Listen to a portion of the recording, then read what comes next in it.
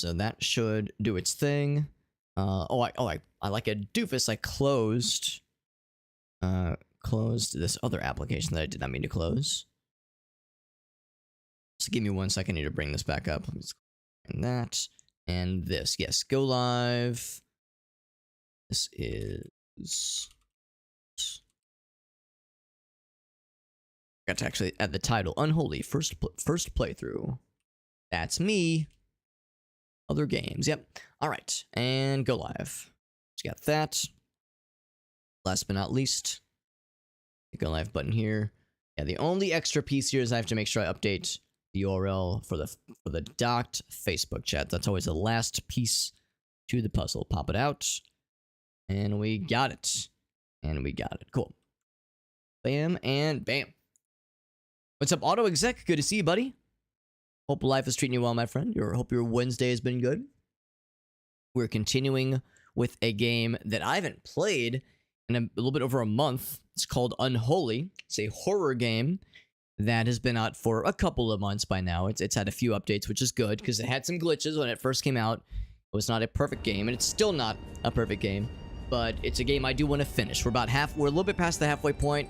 I want to see it all the way through because it's pretty cool. I like there's things that the game does very well that I want to see how it ends. Like I want to see it all the way through. But it's not a perfect game. This is the kind of horror game where it's probably not for everybody.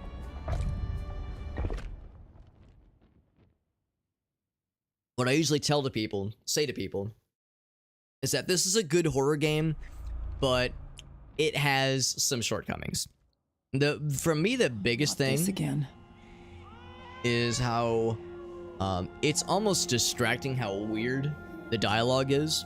I'm pretty sure this game was made by a development studio where in a situation where English is not their first language, which is totally fine, but I think they might have like tried to do the localization themselves or something, because like the dialogue and like the delivery with certain lines, it's like it's not how people talk. Like it's very surreal, and in a way it actually kind of adds to the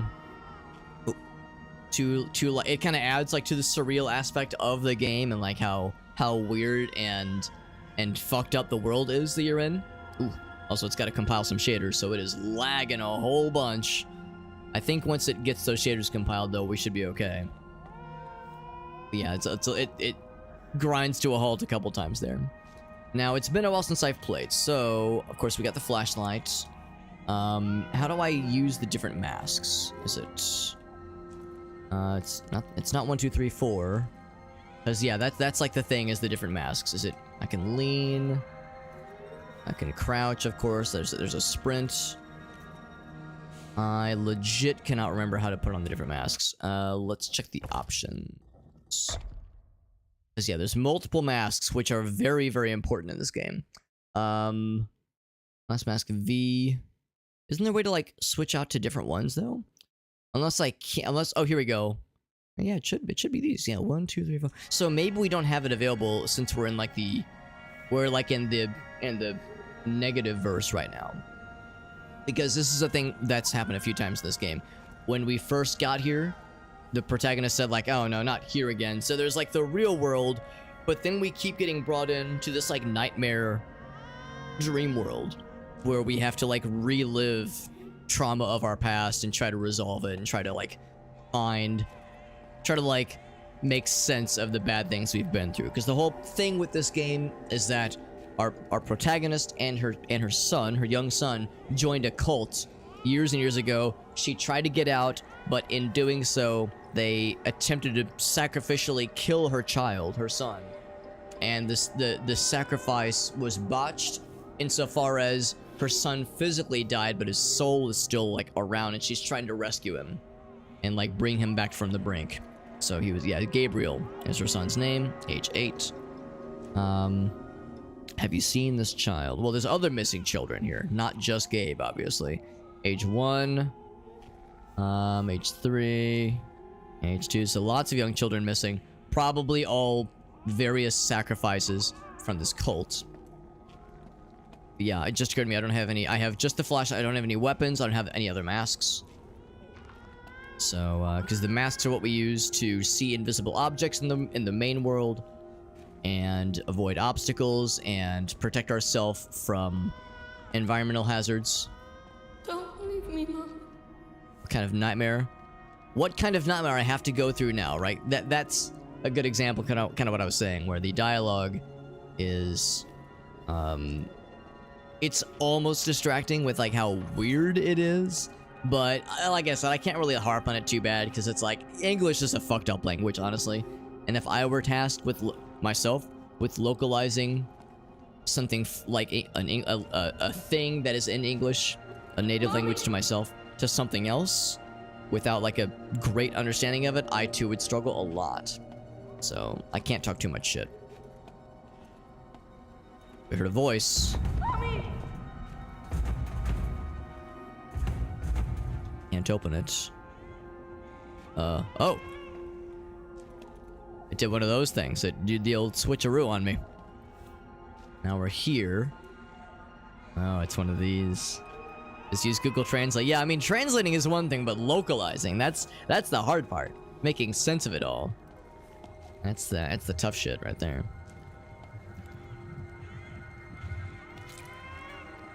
Mom, I keep having those dreams about an old lady.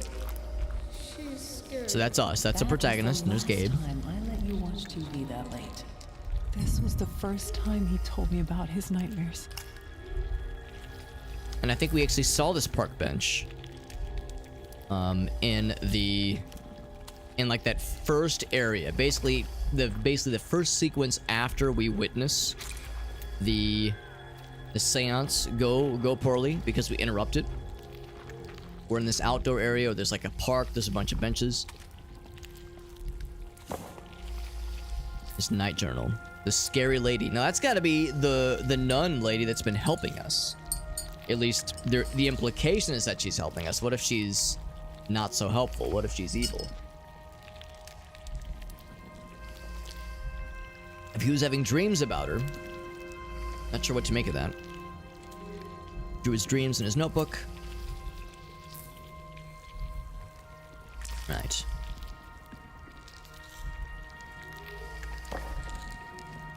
Oh, very foggy. Oh, poison. Oh, that's not good. Uh-oh. I guess I gotta run this way then. Okay, I took a hit there.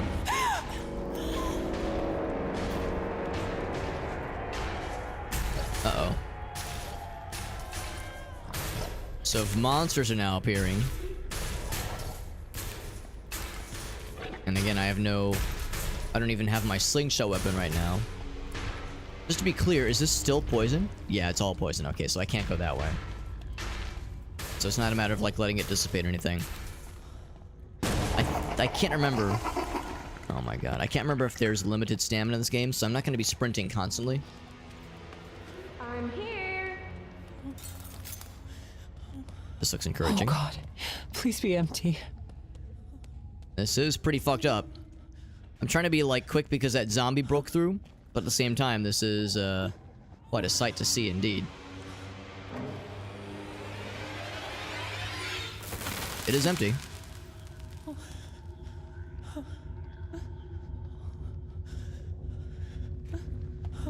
Okay, I'll bite.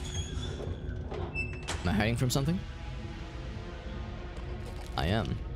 Okay, the monster's on the loose. So again, I don't have my usual... Well, we don't have a lot of ways to defend ourselves in this game, but we do have that one slingshot tool that does give us some options. We don't have that option right now. I can't remember if the bad guys are smart enough to be able to watch for flashlights. I think they might be. It's a shame because I like using the flashlight because... Oh, Jesus. I can actually hide back in here for just a quick second. I like using the flashlight because it makes it easier for me to see, but more importantly, it makes it easier for you guys to see on your end.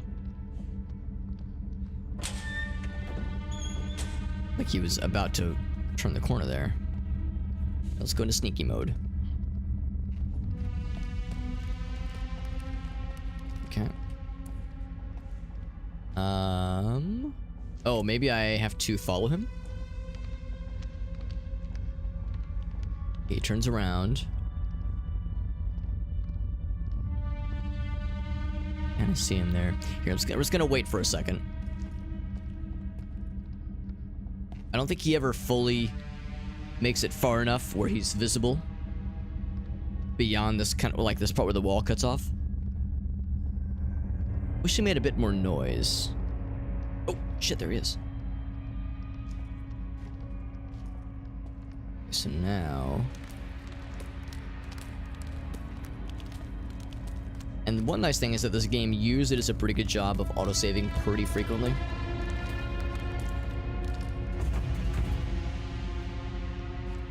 Yeah, I can't go through here.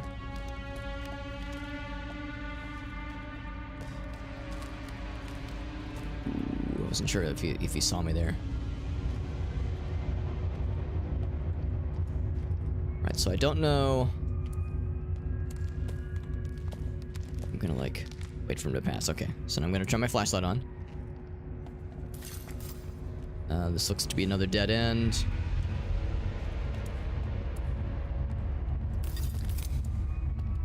So of course this guy is just kind of patrolling the hallway. Of course. So let's just wait for a second. Wait for him to pass by. I'm gonna hide, yeah, right here. See him walk on by. Please take me along as you walk on by. I can't crouch and sprint. Ooh, okay, I think we're good. I think we're good. I think if I'm far enough away, I'll just stand still for a second. Who's going down that room now? Oh shit. Okay, well that's a little scary.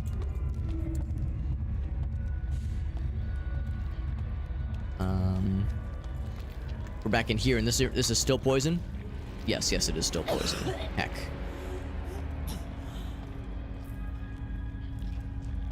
It's a little bit weird how that guy went down that one hallways when he had not previously. He's coming towards me. He's ducked down. Okay. Yeah, I've never seen him go down that little area.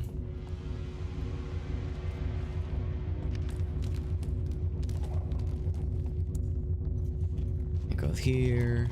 Oh shit. Oh shit, I think he saw me. This way.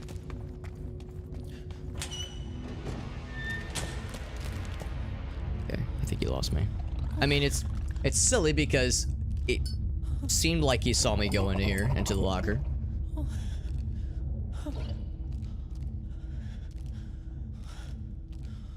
But now... Okay, see, this is a thing I thought they had fixed. Okay, this is unfortunate. I think I'm screwed. This is a bug that has been dogging the game since it first came out. Supposedly this is a thing they'd fixed, where the enemies wouldn't just camp the hiding spot. Yeah, I think I just have to take the hit. Or I go back in. I get a really good look at him. He's a big old zombie, man. Yeah, no, he's just AI locked now. Oh. Well, that's unfortunate. So I'm gonna take a hit. Ouch. Do I at least get a chance to... Okay, I could go in here. Oh, I'm just dead. Okay. Yeah, that's unfortunate because the whole point of the hiding spaces, of course, is to give you a chance to, like, try to get some of the heat off of you. Don't leave me, Mom. So if the bad guys, you know, the zombies, if the monsters, if they just kind of sit and, like, wait for you to leave... Mommy! I guess that's the downside. The downside of any kind of setup like this, where you're running from monsters and you see a hiding spot, but the monsters like see you go in. If it's too unbelievable, it is kind of silly. That is the last time I let you watch TV that late. This was the first time he told me about his nightmares. If it's too unbelievable, it is kind of silly when, like, trying to ration. Why would the monster like watch you go into the hiding space and not try to follow you, obviously? So I get why they would have some kind of action. This is a dead end. Yeah, I don't want to go through there. Get back to the casket. I'm here. This one right here. Oh God, please. Please be empty. Yeah, this is a very striking one. This would be good for the thumbnail, if nothing else, just because it's very, again, just very striking and very fucked up. Of course, it is empty. Okay. So now we're back here. We pretty much found that there's nothing here. Oh shit, I think he might have seen me. There's nothing here until we get to the end of the hallway. And there was another locker at the end of the hallway. But I don't think that had what we were looking for. So let's just keep going. Now follow behind him.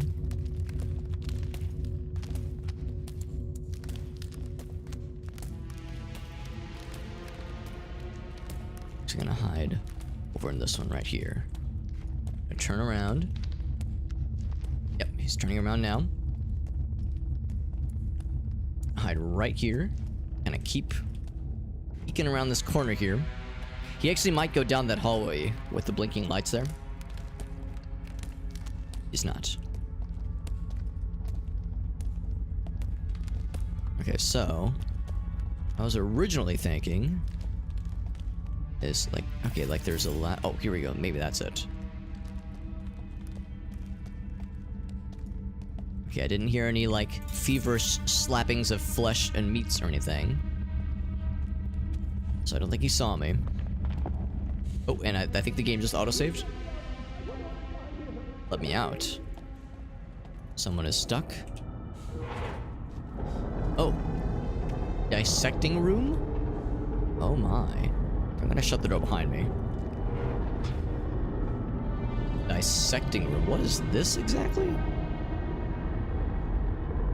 Like something out of Stalker, Shadow of Chernobyl, which is another series I'd like to do more with.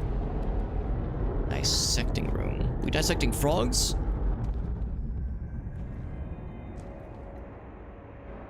I mean, I hope that's the... I mean, it's fucked up to have a room dedicated to that, but I hope that's the extent of what we're dissecting.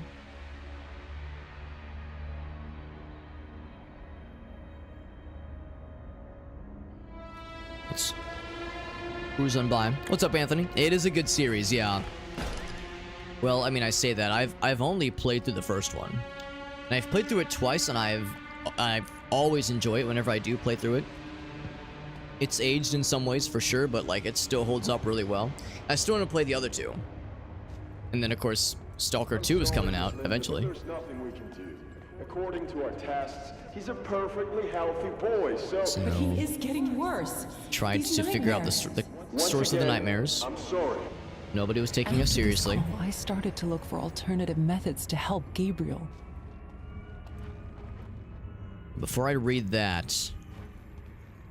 Now, I was saying earlier how this game has some valid criticisms, but the things it does well, it does very well. For me, the biggest thing is just the vibe, like just how cool and striking like how the areas look. Just how badass this whole scene looks, and of course it's like V shape. You see his recurring motif with this cult. It's yeah, just very striking. I just love how nightmarish the visuals are. Not even that the graphics themselves are okay. It's more just like how well they paint the picture, the presentation. So they had a psychologist evaluation for her son. Could not find any issues with Gabriel. He's a healthy kid with a vivid imagination.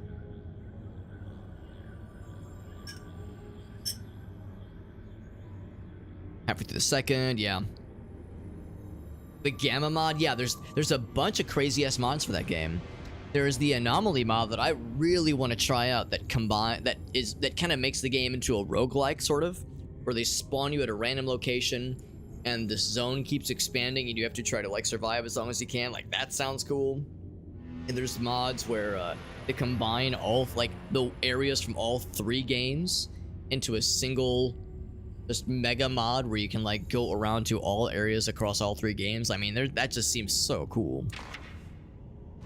So yeah, I'm that's a series I really owe it to myself to play more of.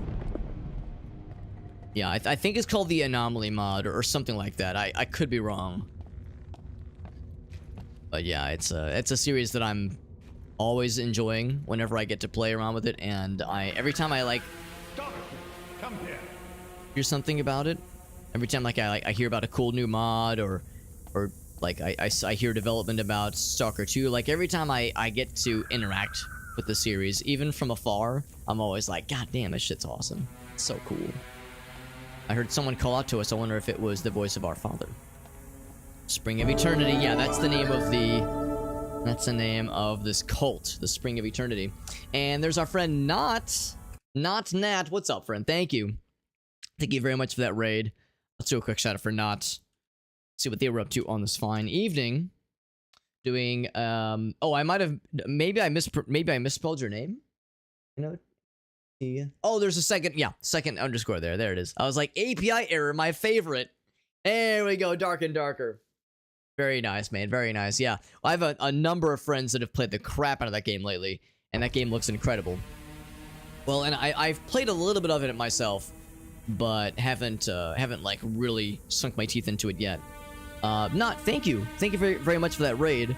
Whenever someone raids me, I always love, especially if it's their first time raiding me, I always love to ask if somebody if they have a clip that they want to share, because you did me a huge solid by raiding me, and I really appreciate that. And the least I can do is to say, all right, how can I repay the favor? And the best way I found over the years is to ask if there's some kind of thing I can do to like show off your content, because you're bringing your people over to me and showing them my content. I want to show you my folks, or show my folks your stuff.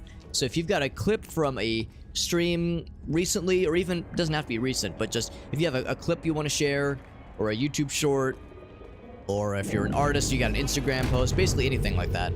Oh, the door shut suddenly. Oh, and now I'm in a different area. This is Unholy, by the way, a very cool, spooky game, and I'm liking it a lot so far. Yeah, the second underscore, that's it. He's got a clip, perfect. I'd love to see it. Yeah, I have a number of streamer buddies that have been going really hard on Dark and Darker for a while there, and it is a game that I appreciate from afar, even if it kicks the shit out of me. In the few occasions I've played it, I can very much appreciate all the really unique moments you get with a medieval battle royale, Dungeons and Dragons battle royale kind of game. It's pretty fun. Pretty fun, even though I'm not very good at it. I really like watching other people play it, or if they know their shit. I feel like I can learn by watching the pros. Here we go. He's got the clip. Perfect. Let's see what this one's all about from our friend Not Nat. So this was from earlier today. Got the drum. Oh. It summoned a friend. Oh! If it works! Okay. I didn't know you could throw it! That's way too good. That's way too I gotta see that. I need that one more time. The look of surprise made me think you weren't... it seemed like you didn't think it was gonna work either. As yeah, you were... Bonk! Freaking headshot, man. Jeez. Yeah, perfect. Right on the dome, man. Yeah, so like you're unfortunately giving yourself away with the drum. They were able to track your location, but it worked out. Worked out exceedingly well. Yeah, the headshots, my friend, that's incredible. Yeah, very, very good. Yeah. Thank you, Not. Yeah, you might have caught that. There's like, whenever someone pops in for the first time, I try to like assume. I try not to assume. I try to like throw out the they thems until like I see until I get some kind of obvious indicator. Like if someone joins in and their screen name is, Big Johnny 6969, I'd be like, all right, they're probably a dude. But like, yeah, if sometimes it's not super clear. So yeah, thank you for the heads up on that, because as I do try to keep track of these things. But yeah, sick ass headshot though. Yeah, Goblin Cave shenanigans. If it works, we take those. It's fantastic. What are some other things you like to stream? Not if there was other stuff in your wheelhouse that you either like to stream, or if there were things that you have planned. Because I also like to hear whenever someone has like stuff they're looking forward to, like, oh shit, I've got a really cool stream coming up this weekend, or I've got like a charity thing I'm doing, or like a YouTube video I'm working on. I love getting to hear about like streamer projects and things that inspire people, because partly just because it's a nice way to learn more about, you know, other streamers and the content they make, and also because hearing about other people's projects and seeing them get enthusiastic makes me enthusiastic for my projects. So it's like a, you know, it's like a feedback loop of like getting hype for our respective stuff. Oh, I see the wall has reformed here. Again, this game is called Unholy, and it's quite good. Even though I was saying earlier the localization for the game is a little bit all over the place, and the dialogue is a little bit weird, and has like an uncanny, almost dreamlike feel to it, which is cool, but it's also a little bit distracting because it's like people don't talk this way, so it's a little bit wonky. But but at the same time, it does kind of add to the dreamlike feel of the game, and kind of this vaguely kind of obtuse feel for like just feeling like kind of off, like the world just kind of feels off. It's pretty cool. Pretty cool, even when it doesn't fully work. What's up, Algasa? Yeah, exactly. The emotion masks, even though I can't use the masks yet, because we are in the dream world right now, hence why everything has this weird kind of blue hue to it. I'm thinking there must have been something that I missed, because this door shut in front of me, and now I'm trying to find what else can be done. But yeah, the vibes are definitely there, and I'm very much enjoying them. Yeah, the door shut very suddenly in front of me here. I sure hope it wasn't one of those cases where I was supposed to be on the other side of the door, because I can't open this now, and now I'm sad. We had our friend Not just raid us moments earlier, and she was doing some Dark and Darker. She showed us one of her clips, which is fun. And yeah, like we were just kind of riffing on that game, because I was telling her that Dark and Darker is one of those games that, even though I'm garbage at it and playing it isn't my, it's not exactly my kind of game, but I do enjoy watching other people play it, because part of that is, I mean, is you know, very self-feeding or self-serving insofar as I'm bad at the game and I have much to learn. So when I watch people that know what they're doing, like I'm learning, like I'm absorbing more of their stuff, more of the strats.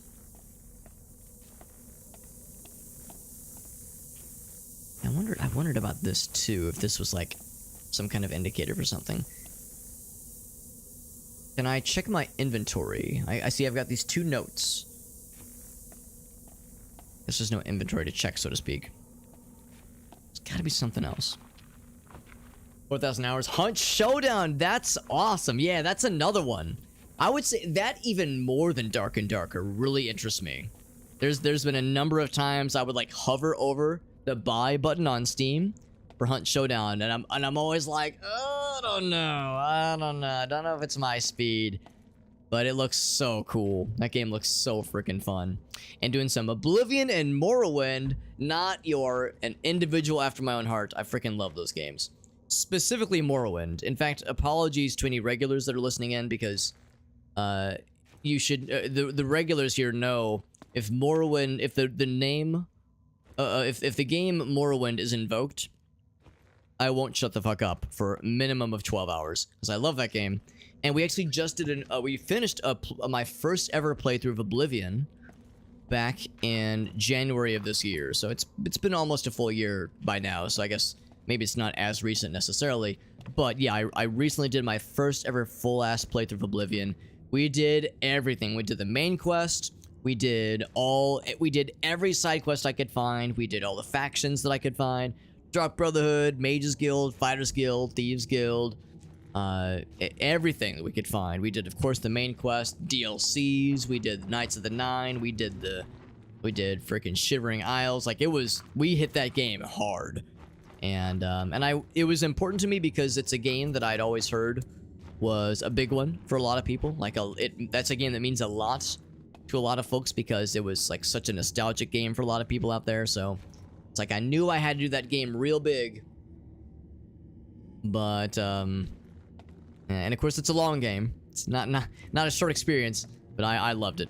I loved it. But yes, I am a Morrowind freak. This is true. I always tell people that if you've ever grown up, or like when we were all growing up, and your parents warned you. Now, you know they're like Knott's parents took her aside. She said, "Now listen, those Morrowind nerds, those fanboys that are out there, they're kind of strange. They smell kind of weird. They're a little bit they mean well, but they're a little bit odd. So just be wary." Everything your parents warned you about Morrowind fanboys, it's all 100% true. It's all 100% true. They were correct to advise you that we are an odd sort. And again, we mean well, but sometimes we get a little bit too enthusiastic. We talk too much. We don't shut the fuck up about why it's great there's no fast travel. We love levitation. We think the opposed die roll combat system is actually quite good, and here's why. So yeah, us Morrowind weirdos can be insufferable at times, and I am perhaps the worst offender. But that's okay though, because you know, again, we mean well. Yeah, the Shivering Isles, exactly. Yeah, do some meme runs. Yeah, that sounds fun. There was a thing we were doing here for a while back, and I haven't done it in a long time, but I assembled a bunch of mods that other people made for Morrowind, and then I made a few mods myself. That together I did what was called Morrowind Randomizer, where I would play with self-imposed permadeath rules, where if I die, we start a new character. I had like a randomized set of win conditions, so to speak, and I would start in a random location based on this other mod someone else made, and I would have like a random character with random stats, and I would try to fulfill the win condition. And sometimes it was normal, sometimes it was like beat dig out there, other times it was something stupid like get 100 pillows and build a pillow fort in the house of that one lady in Balmora that loves pillows, like or it'd be like drink 20 bottles of skooma and launch and die of fall damage, or just stupid shit like that. So that'd be something that'd be fun to get back into at some point, but I've been irresponsible lately. By the way, I cannot figure out where to go from here. I'm a little bit concerned that I might have gotten stuck and I was supposed to be in front of this door.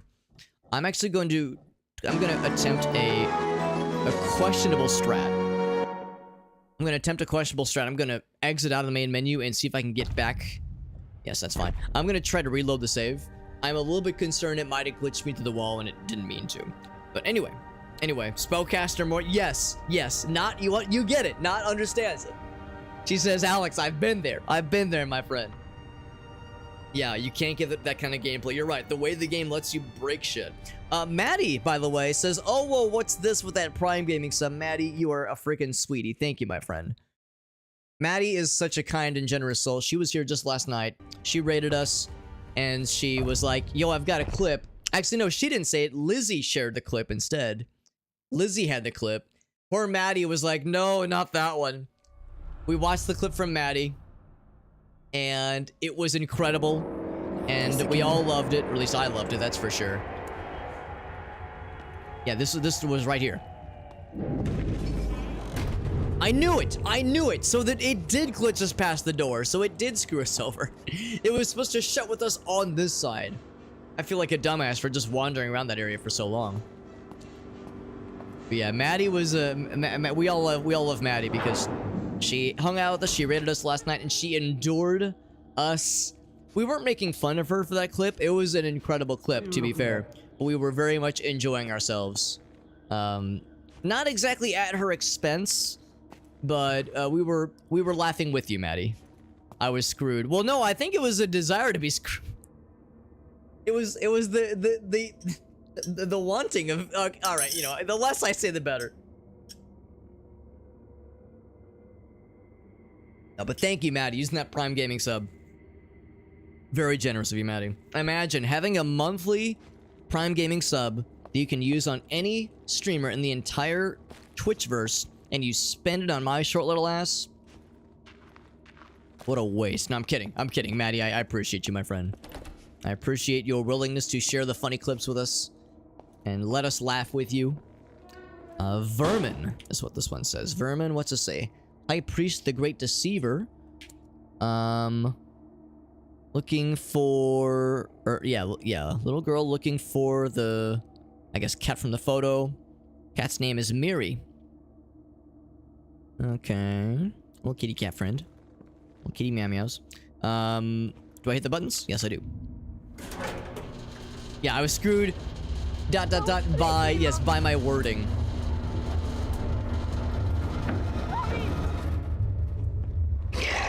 Oh, monster fella who's just humping vigorously that window.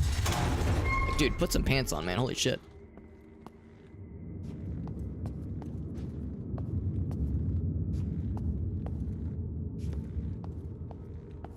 Cobwebs kind of seeping from the ceiling. Oh my god, what a powerful combo that one is now. That's incredible. I'm sorry. I'm sorry. Oh boy. So sorry. Are we apologizing to the zombie? Wait, why isn't my flashlight working?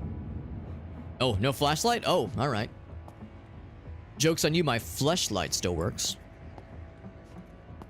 Can't you see me? I'm here. I can't see shit right now. I know you guys can't see shit either. Kind of fumbling. It's so dark. I don't want to be here. Fumbling through this dark hallway. This dank hallway. Oh.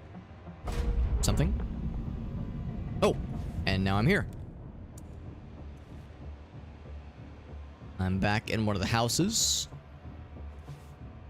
In like a supply closet, a bunch of art.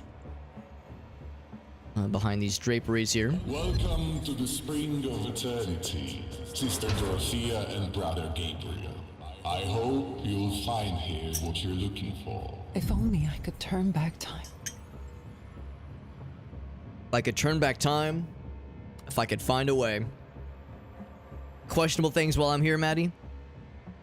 Now, Maddie, you might have just cracked the code. It's possible that fucked up things are always happening here, regardless of your presence, but your presence is always appreciated.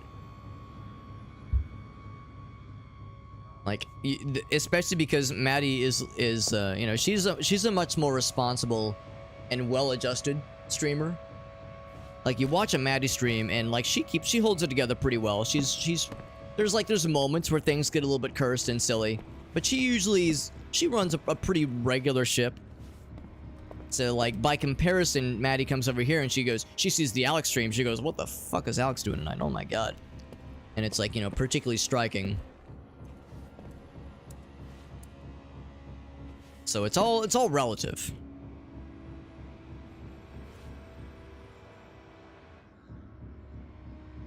That was a share reference. That's correct.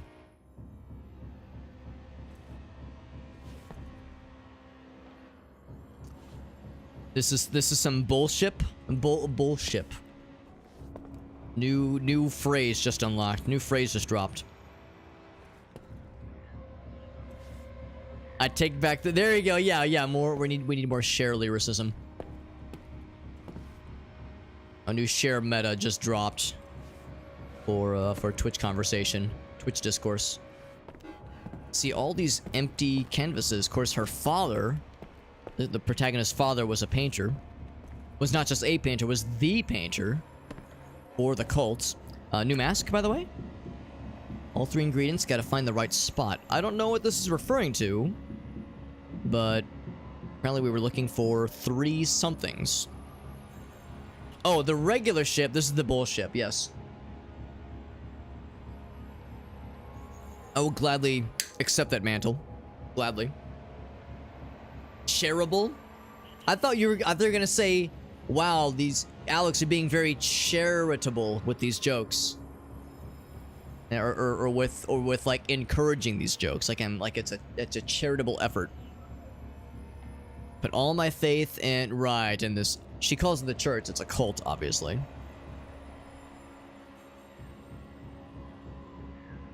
Described his nightmares in detail. They responded. The prophet admitted him into the inner circle. Yes, they were like, oh good, we were looking for a child with this kind of paranormal sensitivity, so we can sacrifice him and power up our cult juice. The idea that they wanted to help us. I was thinking maybe we were gonna get another mask, but not yet. synopsis. We gotta find the right spot to use these 3 ingredients. The drawings that Gabriel made, the psychological evaluation by the therapist, and then the note from the prophet. Huh. Odd. And a door mechanism. It's kind of nice not having any combat or bad guys right now. I can just kind of vibe out and get shit done. James says, I share about you. There you go. There you go. And then Anthony's losing his mind. Requires sustenance and gotta chill out. Of course not. Thank you again for that raid and for chilling with us. And for sharing your clip of you just fucking blasting that poor guy in Dark and Darker. Just ending that man's career. Delightfully so. And deservingly so. And yeah, I'll look forward to popping into your stream. And getting to experience the Not Nat stream experience myself firsthand. And thank you again. I really do appreciate you. There's the prophet. Or actually, is that the prophet or is that the... Can't remember. It's been a couple months since I've like done the story stuff in this game, so I'm kind of out of sorts here.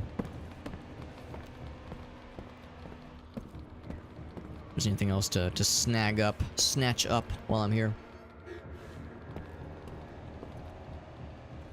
So here, lots of paintings in this room. Oh, it's just a stairwell. Will you not be here if you're lurking? Well, of course, usually for most of us, when we lurk, we leave the stream open. That's usually what I try to do. The downside is when there's like 20 of my friends online. That's gotten me in the past where it's like, oh shit, I've got like 20 people live right now, and I want to give them all lurk views, but you know the way Twitch works, like I think it only allows like so many tabs to be counted as an active viewer, so it's like I try to rotate around as well as I can, but it's hard to give everybody equal chance to shine. Come get me, Mom. Is that the voice of our child? No, but there's a freaking zombie down there. Okay, so we have a bottom floor. We've actually been in this room. Yeah, this is the projector room. We saw this previously. Yes, one thing we're being reminded about with Maddie is that she is the meme, or she's a meme queen, yes, but she's a pun queen specifically. So if you're ever wanting more puns in your life, Maddie will get you covered. Maddie says, I will give you more than your daily required dosage of puns. We've seen all these paintings in various forms. I like them, they're very cool, but we've seen a bajillion of them.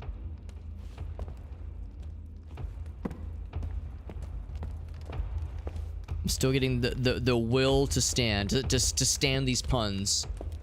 To stand the punishment. Huh. They put like doors up there, I guess? That's kind of weird. It's like propped up against the scaffolding. Alright, well, do I get to activate this thing or do I need to find a film reel?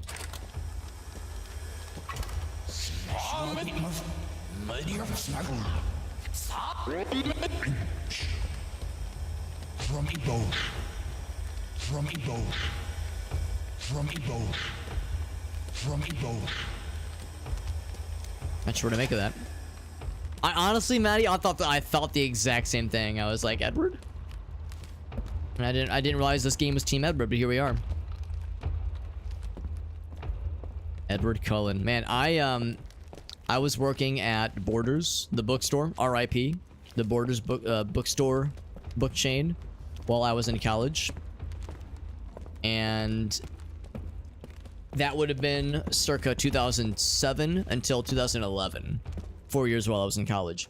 So as you can imagine, that was during like peak Twilight fandom hours, like peak Twilight fandom. So I remember that shit, man. I remember working like during the midnight releases of, I think, the last book in the series, or I guess the fourth one. I think it was Breaking Dawn.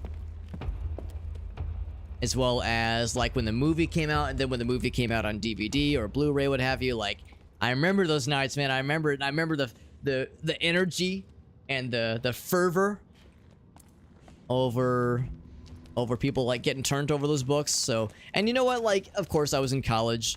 I was not exactly the target demographic for it, but it was, oh Jesus, it was cool seeing people getting excited about it. Like, that was really neat.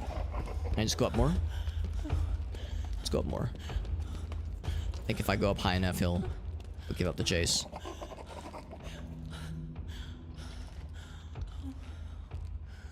So I'll be in crouch mode. I'm just gonna listen for a second.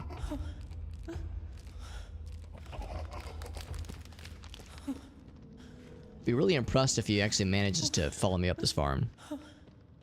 And I like that. I like that energy of like the midnight releases and watch people get super excited. Because you get the super fans during the midnight releases. Those are always interesting. Way more interesting than working like a standard, you know, like midday shift. The normies, right? Get that normie shit out of here.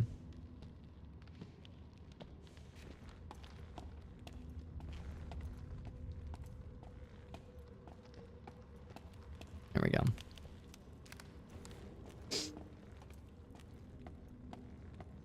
And then Maddie says, where the hell have you been? Loca, where the hell have you been? Is that a Twilight reference of some kind? Because it probably went under. Oh, come on, bro. I'm just trying to like get this area figured out here. I'm gonna go into crouch mode again. I'm just trying to like sniff out where I'm supposed to go here, and this guy instantly sees me. But he's too dumb to figure out how stairs work, I guess.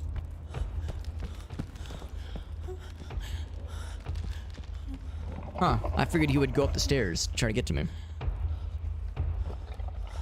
9/11 caused Twilight to be a thing. No, did the events of 9/11 somehow inspire Stephanie Myers?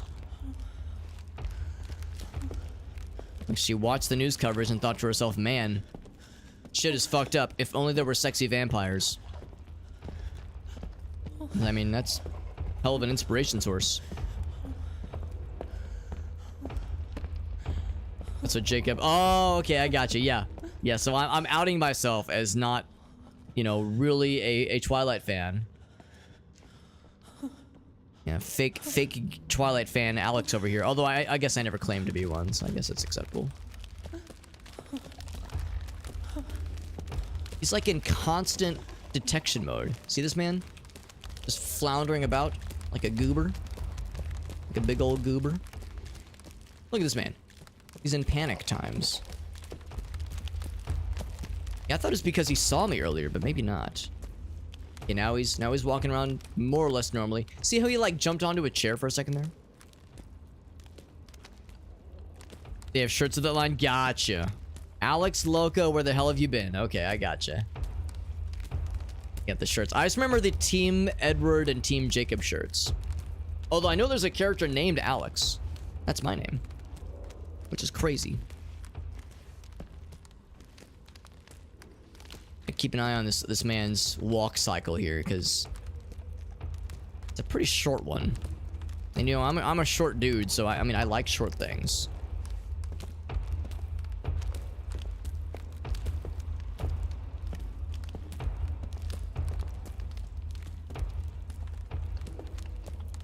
Gucci?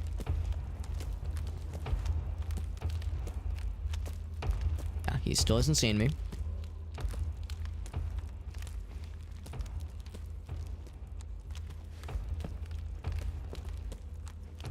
Can I go through here? No, I cannot.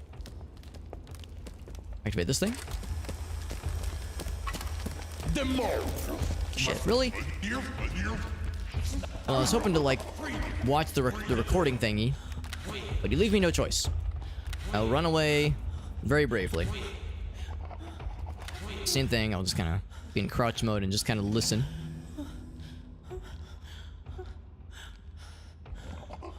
Frontman from My Chemical Romance.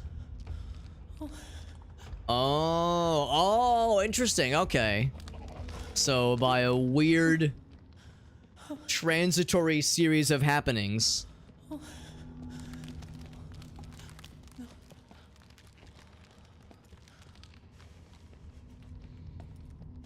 is that the word transitory? The transitive property is basically what I was getting at, you know, from mathematics. He still sees me. What? This guy is got permanent detecto vision. Here, I'm gonna jump over to this side again, because it seemed like this worked to kind of reset him. So I've turned on 2 projectors. I'm guessing I need to find a 3rd one. So that's usually how these things... Oh, I see it over there. Chill over here for a second. Oh, it's Alec? Ah. That's just a singular Alec. Just one.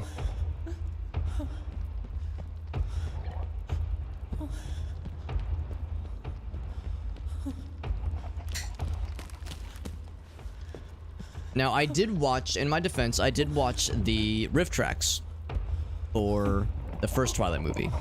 And, you know, I mean, of course, the dialogue is very much being overridden by the riff tracks commentary. So, it's, I can't really say I've seen the movie, but I've technically seen the movie. So I think that's enough for me to claim, you know, some semblance of an ownership here. I mean, I'm not gonna be, you know, doing some stolen valor, you know, Twilight fans stolen valor here, but between that and the midnight releases that I worked, I like to think I've got a little something going on, you know, enough to be dangerous, as we say. And you know, I'll say it, Robert Pattinson's a fucking dreamboat, and he can get it, all right. Like, I'm happily married to my lovely wife, but Robert Pattinson can break my ass in half willingly. And I would want my wife to watch. He is a dreamboat. And he's a pretty good actor too, like a very good actor, and it's kind of a shame that he was typecasted for a while. But I think he's done a good job of shaking that off, because The Lighthouse, holy shit, what a good ass movie that shit was, right? The Lighthouse, amazing. Amazing movie with, like, that's one of those kinds of movies, you can only do that movie, you can only act in that movie if you're a very good actor, because, I mean, it's not really spoiling anything to say that the Lighthouse is 95% just 2 actors. Robert Pattinson and Willem Dafoe just kind of having very wild and weird moments together, and it's very, very well done.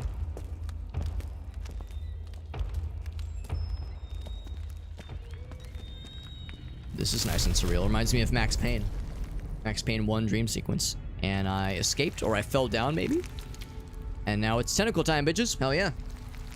Down for some tentacle times. But yeah, really good movie. And again, you can only... That movie only works well when you've got incredible actors. And they both did a great job. Yeah, Lighthouse. I love The Lighthouse. And of course, Batman. I haven't watched it, but I've heard he did a pretty good job with Batman. What's up, Dusky? We got Dusk Cerberus in the house. What's up, bud? Wasn't Pattinson's fault? Yeah. William H. Macy? Oh, no, not Lake House. It's called the... I probably didn't enunciate very well. It's called The Lighthouse. Same director as The Witch, or The Witch, which is my favorite horror movie. The Lighthouse is Willem Dafoe. It's Robert Pattinson. Just those 2 dudes, and it is black and white. And it's also shot in a weird, like... It's not 4:3 ratio, but it's some weird resolution. To kind of give the film this like kind of weird esoteric feel about it. It's a very good movie, although it's not everyone's cup of tea. I recognize it's a bit fucky wucky for some, but I really enjoyed it more as a psychological thriller, I think, than a classic horror, so to speak. Anyway, what we got here? One day you will read this and you will finally understand. The old lady told it from his dreams, told me what I will have to do. She told me I will be a king someday. Something that has to happen. I know that you will understand this one day. I don't believe Gabriel wrote this. I bet this is something that the cult wrote in his stead. It's like it's some kind of like square resolution or something, yeah. William H. Macy. Actually, I'll confess I don't know who that is.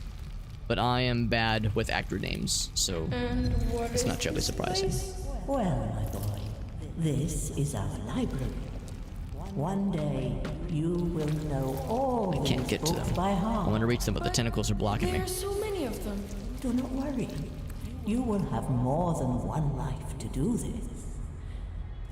This library, the city, all of this will be yours. You should not be here. You are not ready. This is not for you to see. Because up to this point, it seems like the old lady, the nun lady, has been on our side and tries to help us. But now, it's not so clear.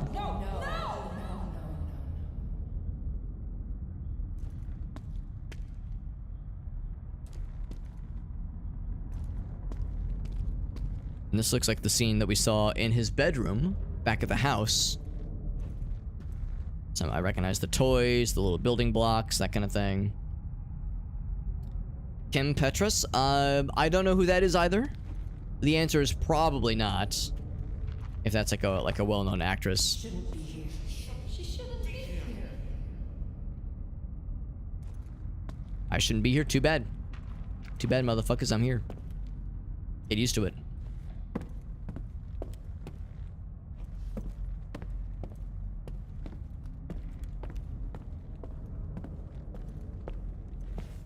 He did say there were a lot of books, and they were not lying. They were not lying.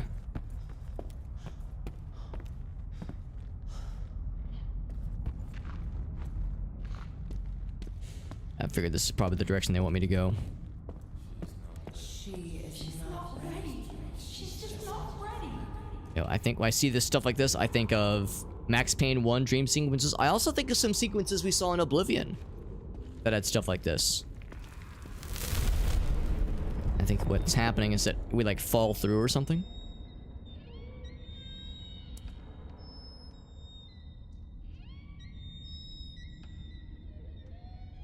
The floating window panes is a nice touch.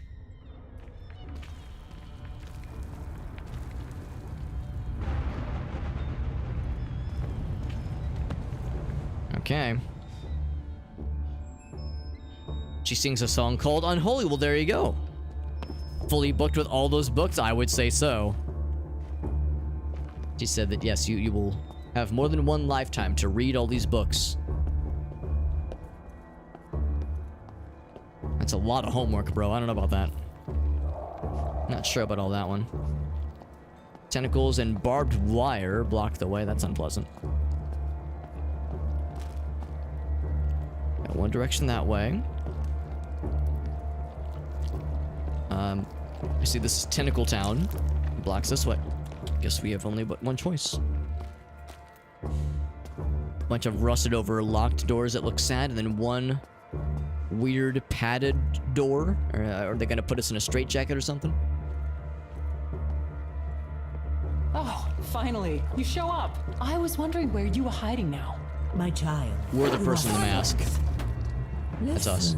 Silence! I had enough. Understand? I've had enough of you and your bullshit. I'm done with your whole fucking religion. You preach about redemption, yet it's all lies, manipulation. Just like everyone in my life. My father, the sect, you. No! Stop saying that! This is about my child! Mine! You treat us both as some kind of tools. Fuck you! She's like, alright, you done? You see what I mean though? Like the pacing of the dialogue is just a little bit off. I mean, there's nothing grammatically wrong. It's just, I don't know. It strikes as just a little bit uncanny. And then the cutscene just ends with no resolution. Suddenly the old lady just has vanished again. And like, all right, and scene on to the next one. So it's just a little bit wonky. We're back in the bed in the, this is, I think, her dad's apartment.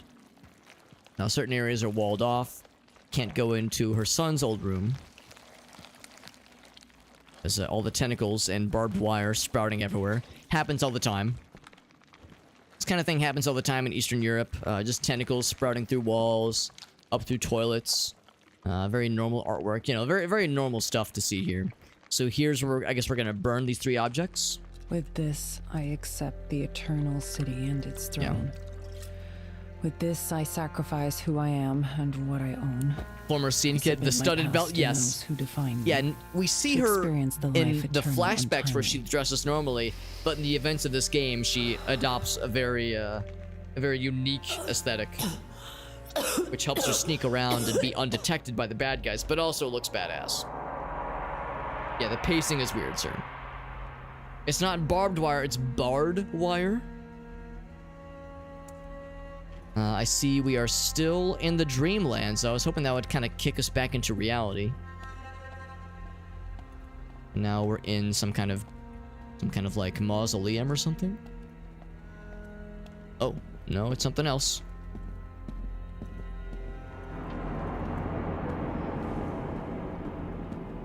Again, this is something that is not unlike what we would sometimes see in Oblivion. With less undulating skeletal umbilical cords. That's less Oblivion-like.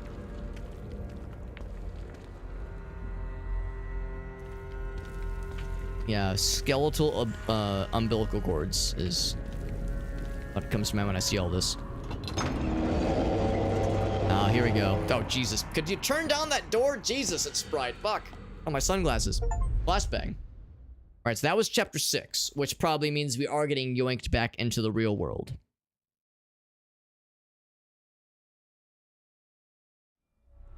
Can I save Gabriel, or have I condemned him to his fate? On to chapter 7, the church complex. We are indeed back in the real world. We have a full view of a full range of color now.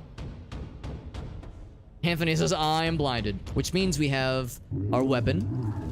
Or it's more of a multi-tool. We have our multi-tool again. We have the flashlight, of course. Also, the mask that lets us see invisible things. The mask that helps us be immune to gas. The evil, painful gas. I'll just use the naked eye for a little bit here, but we'll need to switch to a few of them, at least from time to time. I heard a voice say we meet again. Under the monastery, but I need to be sure. Somebody seemed to indicate that they heard us, or they know we're here. No bad guys yet.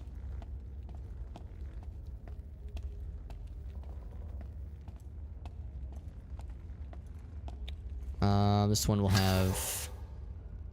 Let's see. How's my inventory right now? We are full on everything, I think. Yeah, well, we're down 1 yellow, but that's okay. We'll keep that on for now. So yeah, we have red. So we have red, which is anger, to break locks, that kind of thing. Blue is shock, which is for activating electric environmental hazards, that kind of thing. Purple is sadness, which gives us stealth, and then yellow is lust.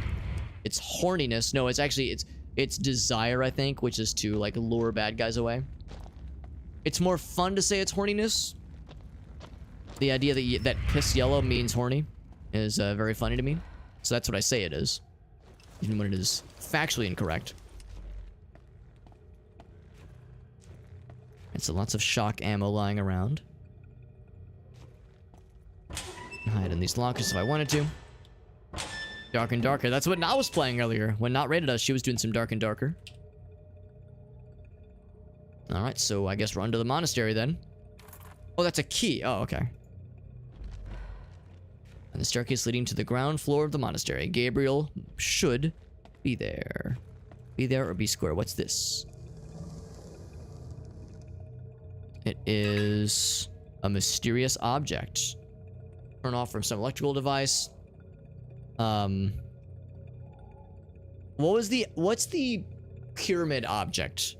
The D4, the large D4 that you get in Silent Hill 1. That's what I thought it was at first, or something similar to it. Whatever they call it. I was thinking it was like the oversized D4 that you get in Silent Hill 1.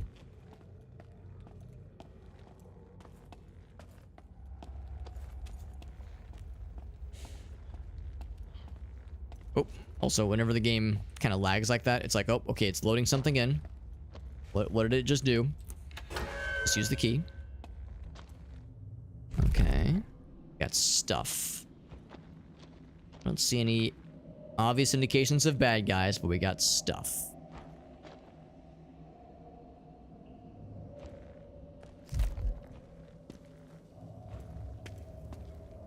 That's right. Because we saw the Mother Superior at the very, very end. I'm remembering this now. We kind of ran into the Mother Superior, and we ran into the cathedral to escape her, or the monastery rather, to escape her.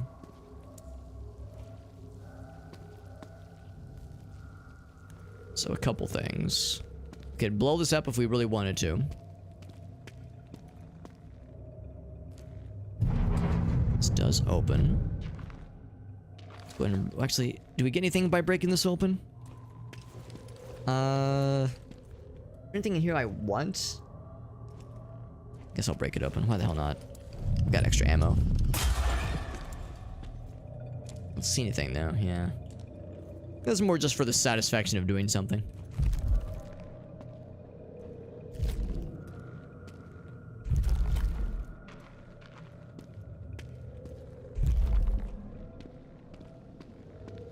So if I hit that with the electric charge, will that do a thing?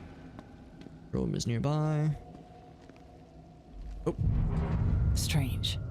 These doors were closed. Did somebody open them for me? That is strange. I was thinking I was gonna have to do some puzzle solving to get these things open. Second floor. Yeah, so we have more things to do here, that's for sure. Okay, well, I'll go ahead and bite. Let's see what's up here. I mean, I could blow that, but I'm wondering if there's stuff inside that box that could be helpful for us. And if I blow this thing up, it would crack that thing open. But I'm gonna see if there's bad guys around that we could lure into that to that box's location. So when it does explode, we get to take out a few baddies along the way. So far, nothing. And yep, big old control room. What's this one got for us? Some more Angie energy. Perfect. I spend 1 Angie to get more. Yep, one of those kinds of things. Another one we can explode here if we ever felt the need. Wait, unless... do I have to put something in it? No, it already has one in there.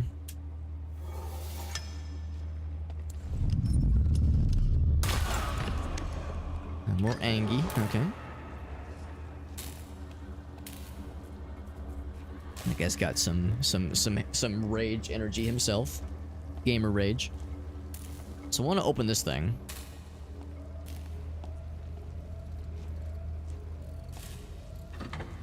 That's... we need some kind of puzzle solving thing to get that thing going.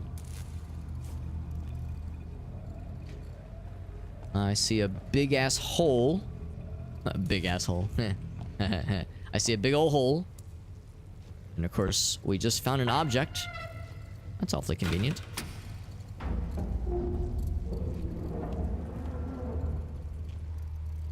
Did I do good? Did Alex do good? I think it's the one we want it to be. So that means... oh. As you will soon realize, under my care, you will find a new meaning of pain, just as your son did. Uh-oh. Alright, so we gotta figure this out quickly then. So I can open this. No, I cannot open this. Alright, so what else? Oh, this is open now. There we go.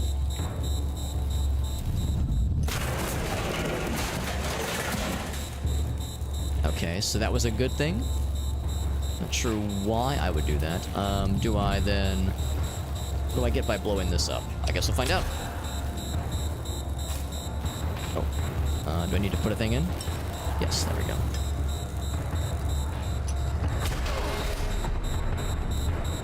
Okay, so I cleared a path for myself. How long do I have? 15 seconds. Let's just say, can I, like, grab a few resources before I get the fuck out of Dodge? That... okay, let's get the heck out of here. Whoop.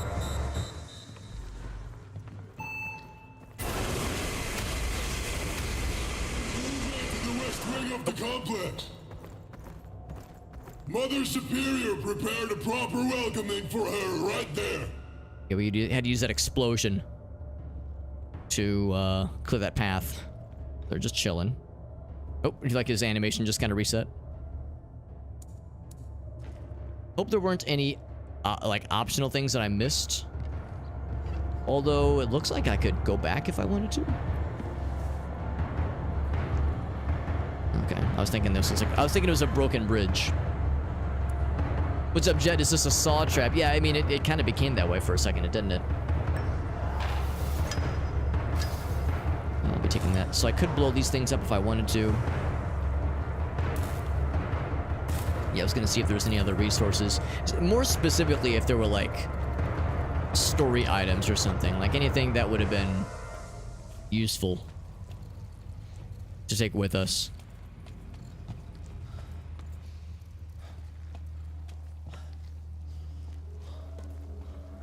Yeah, but thankfully not. Okay, so yeah, it was just a one-time explosion. Let's get the fuck out of here. Actually, hold on. I am kind of curious. I plop that in there. I think I will blow this up and just see what this does.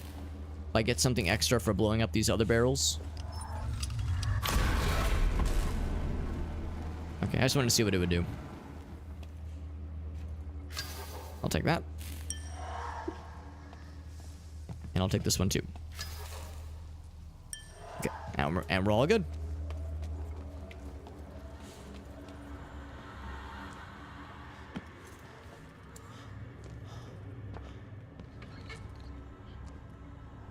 And they're just chilling up here.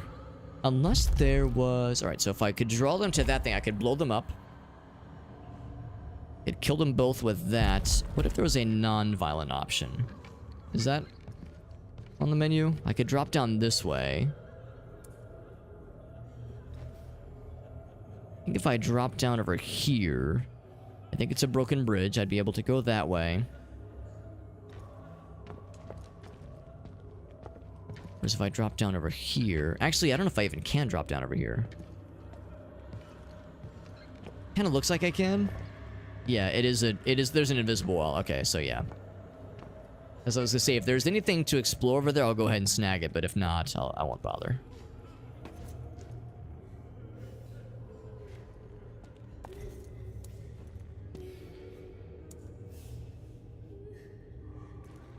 Jet, by the way, how was the rest of your stream? I was lurking for the first couple bits of the Digimon game you were streaming earlier. Hope it was a good time for you. And we're playing more games with Jet tomorrow. Continuing our Ocarina of Time, Majora's Mask crossover randomizer with him and Jet. With possibly more over the weekend, but we'll see. We'll see how everyone's availability is going to look over the case of Friday and Saturday. What are these things? You have a lure energy to the side there. And not much else yet.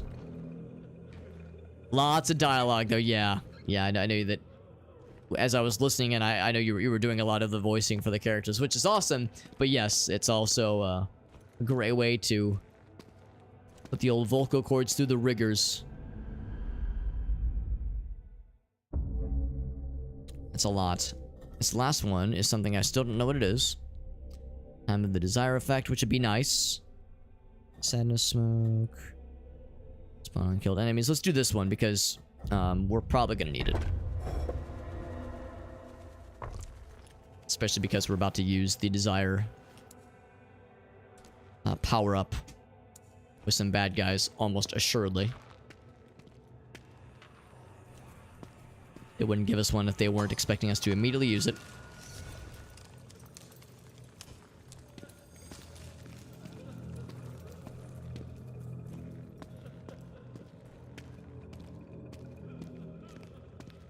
Okay. Oh. Okay. Well, this blood splattering tells me that some shit is going down here. I thought it was a key on this thing. Let's click it so I can read it.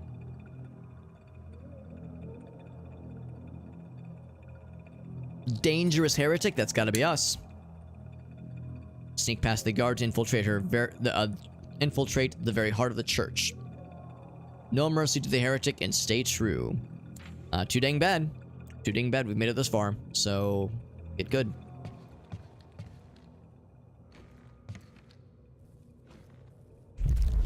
So we see more landmines. Not terribly surprising. Non-potable water, okay. So it's okay if I piss in it. Alright, if I jump down... What am I getting myself into if I jump down? Little sadness orbs tell me that I might be able to stealth through some of this. I saw something else. Oh, it was the ammo on the other side. Never mind. There's some anger orbs. So I see the one landmine there. There's a switch. So this one's open already, so I can go that way. This one is apparently closed. Alright, let's jump down. Now, open the cages. Be sure to barricade the control room. I don't like that. Open the cages. That doesn't sound very good. Are these the cages?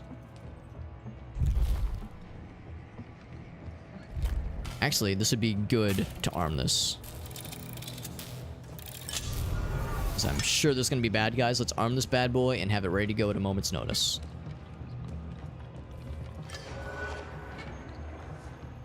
This one's already... That's a non-live one. There's a monster there. Alright, before I get too over my head here... What else is down here? I was thinking stuff was going to happen down here. Oh, there's one right there. I'm going to arm this one.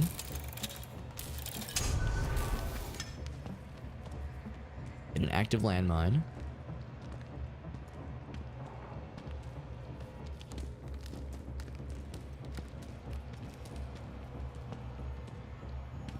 Take one of those. Mind if I do? Does it regrow? No, it does not. So that's because sometimes they'll grow new ammo blippity bloops as we see fit. So I need to find some kind of mechanism to open this thing. Whoa. What if I do this? Follow her, it says. Okay, I can't pull that thingy. This one is open. Aha. Control room we've heard about. Uh-oh. Can I close this behind me? Yes. Okay, gives me a little bit of security so I can kind of chill out here on my own for a bit. I could go through here if I needed to. I don't think they can get to me. I think I'm probably okay. Only 2 doors can be opened at the same time. Trying to open the 3rd door will collapse the whole system. Only 2 doors at a time. Good to know. Good to know. So I have this door closed right now, of course. Well, that definitely did something. Now on to the second lever. It should be somewhere at the end of the cable. Of course, we just saw it on the other side earlier. Some of the sad stuff, and then what do we have here? Control office, okay.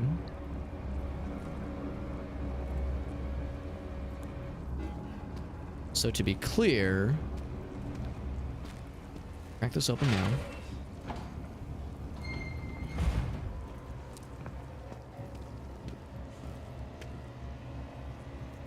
Oh, I saw the corpse in the cage. I thought that was somebody that was like standing up top.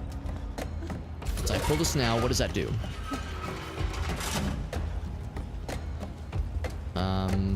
We don't know, but I probably have to go that way as well. So let's close the door up top then. Yeah, 1, 2. There's a 3rd one behind cell 13. So I need to close... I guess this door over here? Oh wait, no. That one's already closed. Okay, it was previously open though. Yeah. Okay. So both of those are closed right now. We need to open that one then. Is there stuff up here? Of course, I armed that landmine. Do one of these. Oh, I guess I can't disarm it. Really? I could disarm those previously.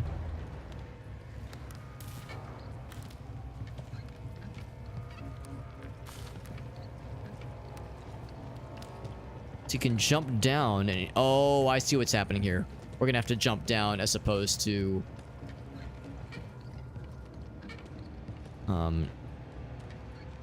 as opposed to being able to, like, open and close doors as we see fit. Oh, thank you, Not. Yeah, we're making progress. We're making progress. Yeah, lots of cool stuff and just the overall vibe of this area. Yeah, that's... Or of this game, rather. Yeah, I very much maintain that my favorite aspect of this game, not even that the graphics are like that amazing per se. I just like how the game looks. I think it's a very cool, spooky vibe. So just the overall presentation is great, even if the graphics themselves aren't anything special.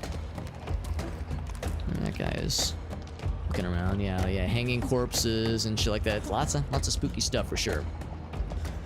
Alright, so I could jump down here. I don't know if why I would want to.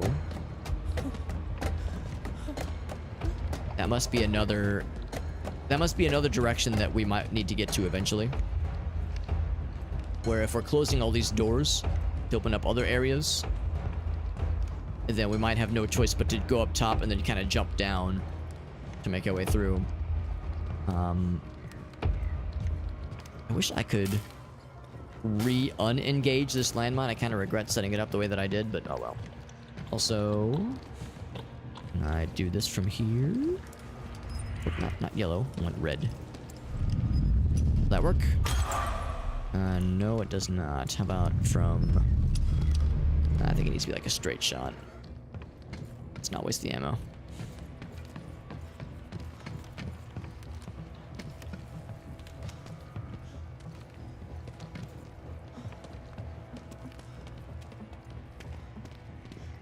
So for sure, we're going to want to open this door right here. And this is number 1. I'll open. Numero uno. So 1 is open. What's up, FX? Good to see you, my friend. Hope life is treating you well. We're playing more Unholy, a game I have not played in like a month and a half by now. I've been out of the loop for a while. But it's a game I'm hoping to finish. Oh! Or too long, just because it's been in my backlog for a minute. Oh, okay, I see you've seen me. Ouch.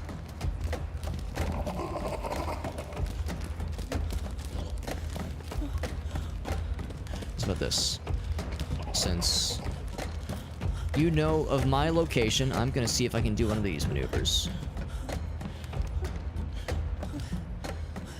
Tell me he followed me all the way across. I'm hoping to throw him on this landmine right here. I think I might have been too fast for him. I lost him in the details. Oh, I did not lose him. He was right behind me, apparently.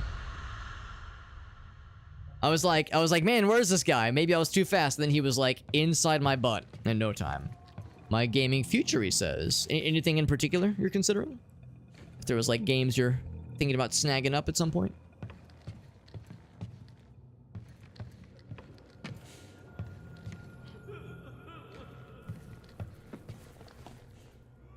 Let's drop back down. Open the cages. Be sure to barricade the control room. Yeah, oddly enough, that was the least of our concerns. It said barricade the control room, but I mean that was already open for us. Some Counter-Strike 2.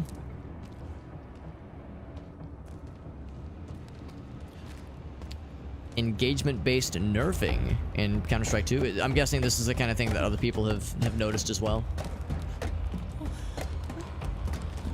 Oh, he's acting like he's seen me. Oh, heck. I think for the AI is not the bestest, so I can just close this, I think. There we go.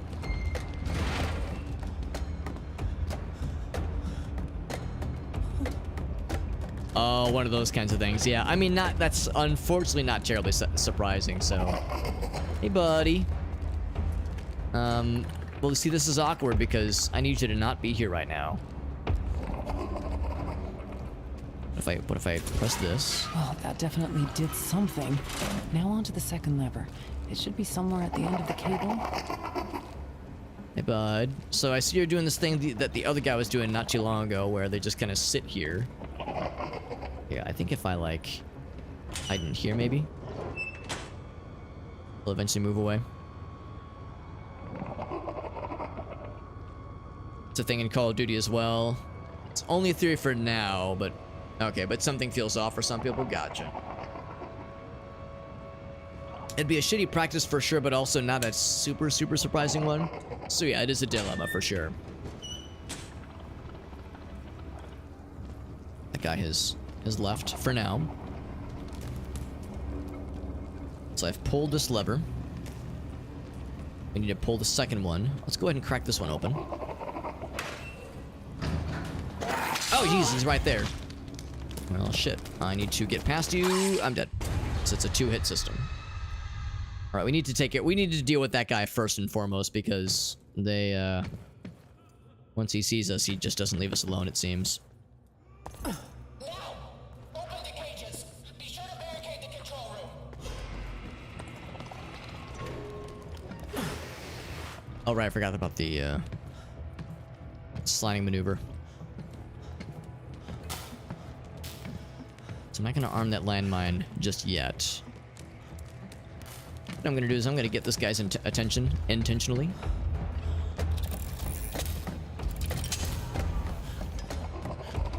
Yes, come to Papa. Or Mama in this case. Oh, that wasn't a landmine at all. I just lit him on fire. I was expecting a kaboom. An earth-shattering kaboom! That's okay. So now he's out of the picture. There's going to be more where that came from, but at least gives us some breathing room. Valorant has some issues as well.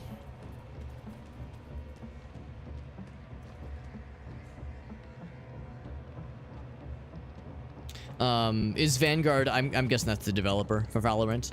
I mean, I have some friends that love Valorant. I don't have an opinion on it because it's just not my cup of tea, but yeah, I've a number of...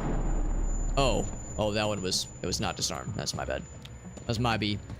Yeah, I mean, I don't really... I've never heard anybody say anything, like, disparaging, like, oh, if people who play Valorant aren't real gamers. Like, I've never heard anybody disparage the game as being, like, a, you know, like a bad choice in games. I mean, it's not everyone's cup of tea, obviously. But I don't think it would be a poor choice to want to try it out if you were thinking of maybe jumping off from Counter-Strike and maybe trying something else, because that was the whole draw behind Valorant, was, per my understanding at least, a game that was closer to, like, some kind of logical progression of what a new Counter-Strike thing would be, plus having, like, the hero shooter aspect of it. So you get the, here we go, this guy. I see it's reset, okay. You get the hero shooters. Oh, I never pulled the first one, that's right. Alongside the more Counter-Strike-esque shooting system. That one. Well, that definitely did something. Now on to the second lever. It should be somewhere at the end of the cable. Right here. Now we need to pull more levers. Riot. Okay, yeah, Riot's the developer. Riot, yeah, I feel like I should know that, yeah. So Vanguard is their anti-cheat, is for Valorant, that is.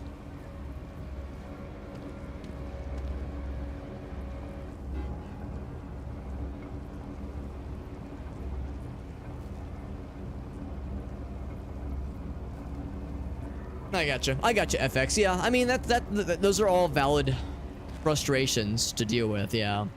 You know, we were talking about this just the other night, how about, like, you know, there's lots of great games to play, but yeah, if you're hoping to find, like, a very good multiplayer shooter, like, you know, squad-based multiplayer shooter that has an active community, then yeah, that unfortunately means your options are kind of limited, which is a bummer. Oh, I see. One unlocks both doors. Oh, shit. Okay. Wait, hold on. Oh! There's 1 and there's 11. That's one. Oh, there we go. So we want to unlock 11 then, because I want to use that landmine to blow that guy up.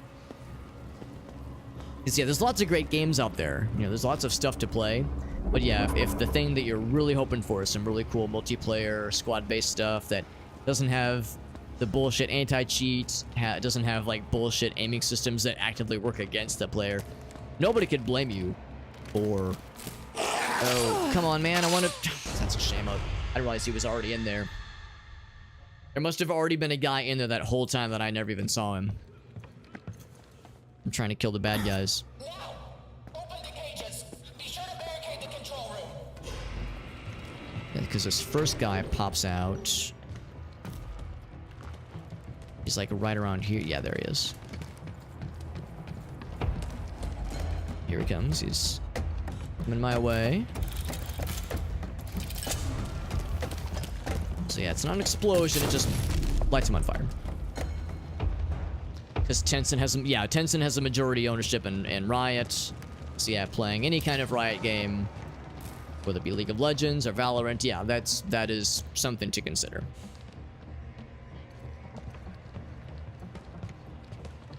Not Overwatch, yeah, because for Overwatch, of course, you have the Blizzard Activision situation, and for a lot of us, you know, we're trying to... I'm not trying to, like, impose my will on others, but for a lot of us, yeah, we're trying to, you know, maybe not give Blizzard our money because they, you know, some unsavory practices that they've been, they've been engaging in for a long time now. Even if they promise they're doing better now, still, it's, you know, there's still an understandable amount of skepticism. Yeah, there's a guy in here this whole time. Alright, so I'll go and arm this one.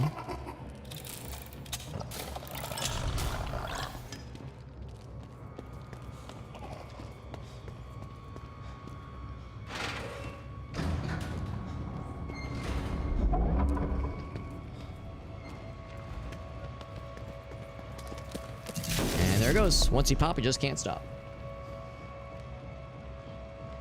Charge the price of a... Oh, for the skin pack, right. Well, I mean, I guess that's the one thing about the skin packs, that they're just cosmetic. So, I mean, if you wanted to, you could avoid the whole thing and just not engage with the cosmetic stuff. But at the same time, if it's the principle of the matter that bothers you, the idea of, like, you know, this game is... yes, it's free to play, but the cosmetics are so overpriced. Like, yeah, if that's a deal breaker for you, I wouldn't say that I blame you if it is. If the principle of the matter is what you're trying to get away from, then yeah, it does mean that your options are unfortunately limited. This is unlocked, so I don't have to open one if I don't need to then, which is good. Or vice versa with opening 11.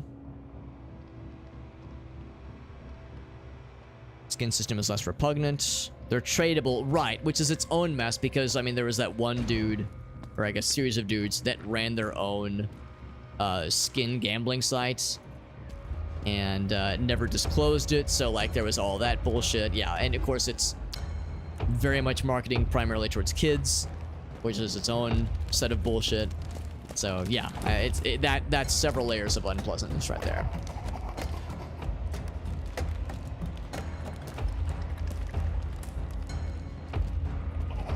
Playing a game that exists to validate the NFT market. Do you mean like with Counter-Strike, I guess, with the skins? Because I don't see Counter-Strike skins' system as validating NFTs necessarily. If anything, I see it as kind of like flying in the face of NFTs, because like if this Counter-Strike skin system has worked the way it has been, much like I don't know, Team Fortress 2 with hats, you know, being tradable, that kind of thing. You know, if this system has existed for years now, why do we need NFTs? The answer is we don't, but I don't necessarily think it validates its use case, per se. But again, if it was just the principle matter you were trying to get away from. League isn't as intrusive. I mean, if it's all owned by the same company, I guess that's just what it comes down to.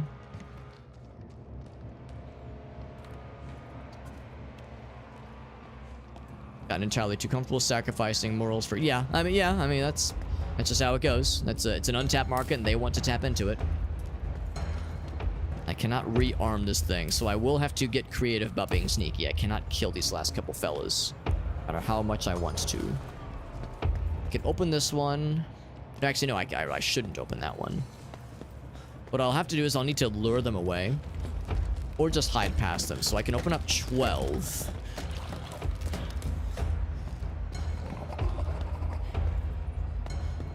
Open up 12. It's like, actually, no, let's open up 2 instead. Let's just open up 2. Say only open up 2 doors. Let's try that one.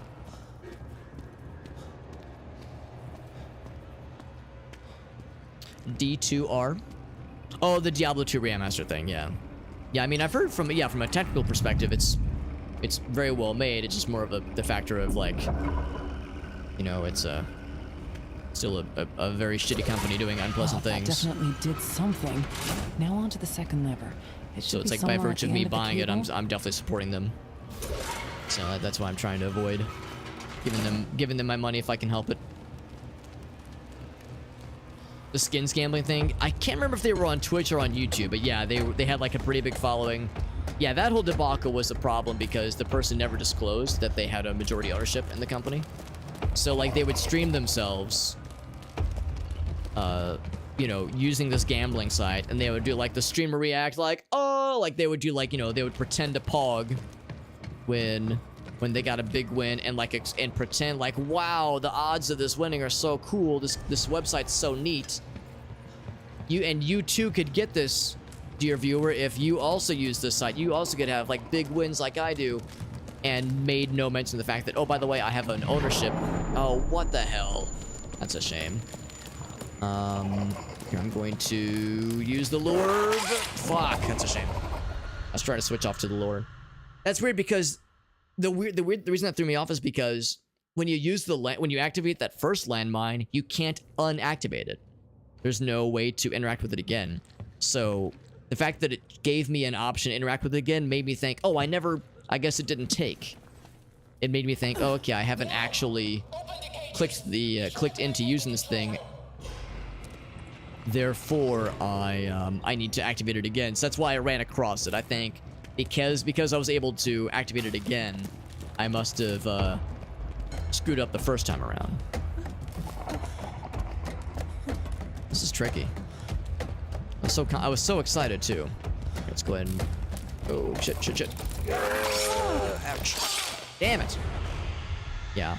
The unfortunate thing is you have 2 hits in this game. 2 hits and you die, and you do recover. You do recover, albeit fairly slowly after that first hit. But sometimes enemies will hit you so fast, you get hit once and you're just kind of dead, basically. So you gotta be extra fancy schmancy. So where is he? I'm gonna go and take care of this first guy. There he is.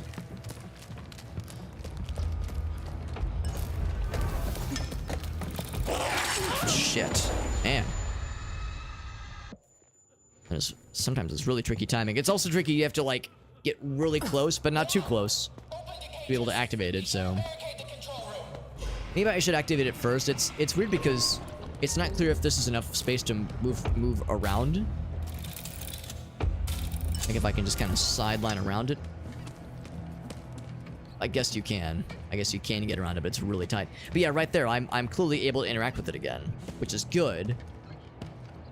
But earlier I couldn't, so that's where it's kind of confusing.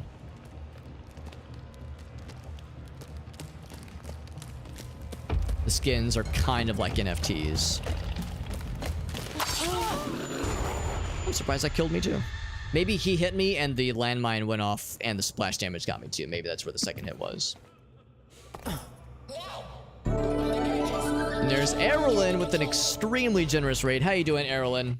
Hey, let me get caught up on chat. I know FX was typing a lot of things earlier. Thank you, Errolyn E, for that very, very generous raid. FX says I haven't bought D4. Well, I mean, like I said, I'm not trying to say that buying Blizzard games is bad. It just, for some of us, we're trying to avoid the Blizzard stuff just because it's been a little bit unpleasant for a while. Yeah, even if it wasn't made by a Blizzard, you know, it's like they're making money off it. That's basically what I was getting at with that comment. But anyway, hope everyone's doing well. We got Ari with a big old raid. Errolyn is a good friend of ours. We got to do some Phasmophobia with her and her cool friends. I think, let's see, last time we would have played would have been, I think, kind of the end of last year, which was a good time. I think around October around Halloween times. And Ari, what kind of stuff were you streaming tonight?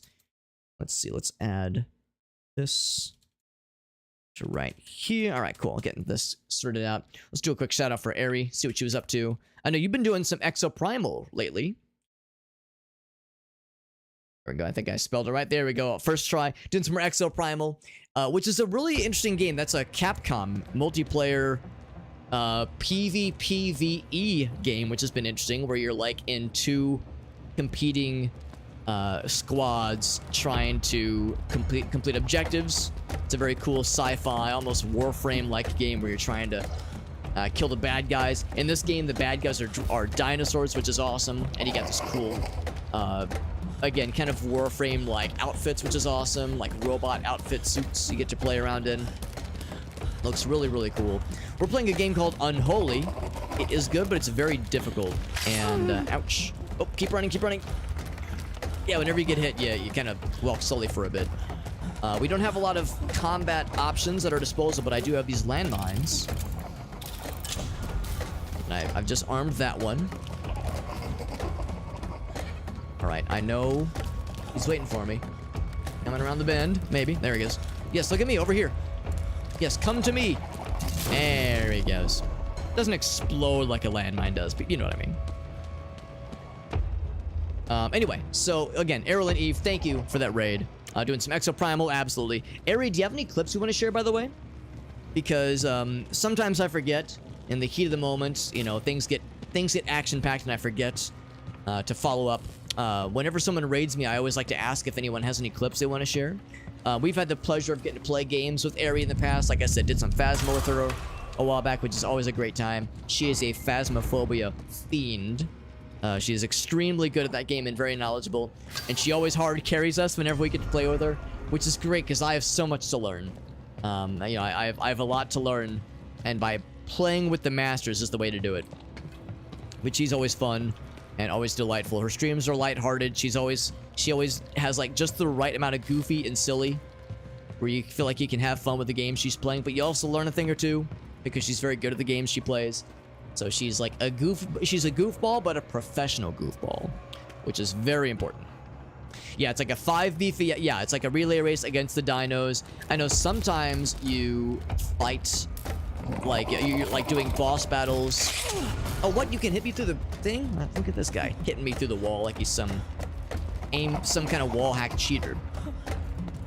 And open up that door real quick so we can go ahead and blow that guy up with a landmine. But yeah, you're like accomplishing objectives against another team trying to go faster than the other guy. Sometimes you're actually fighting the team directly, trying to escort objectives. Kind of like, not unlike an Team Fortress 2.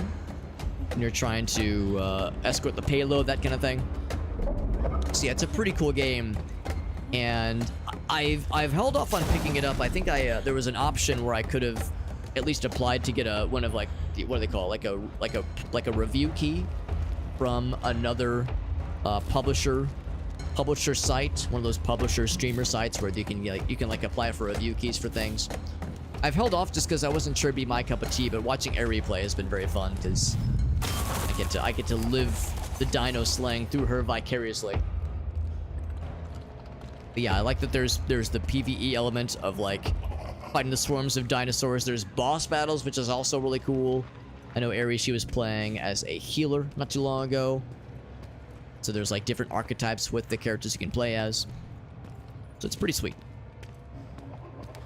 Pretty freaking sweet. FX is I'm switching up the keycaps. I use the I do have a mechanical keyboard. I just have the cherry reds. So I keep it pretty simple. Nice and quiet. But like I said, yeah, Ari, the choice is yours if you have a clip you want to share.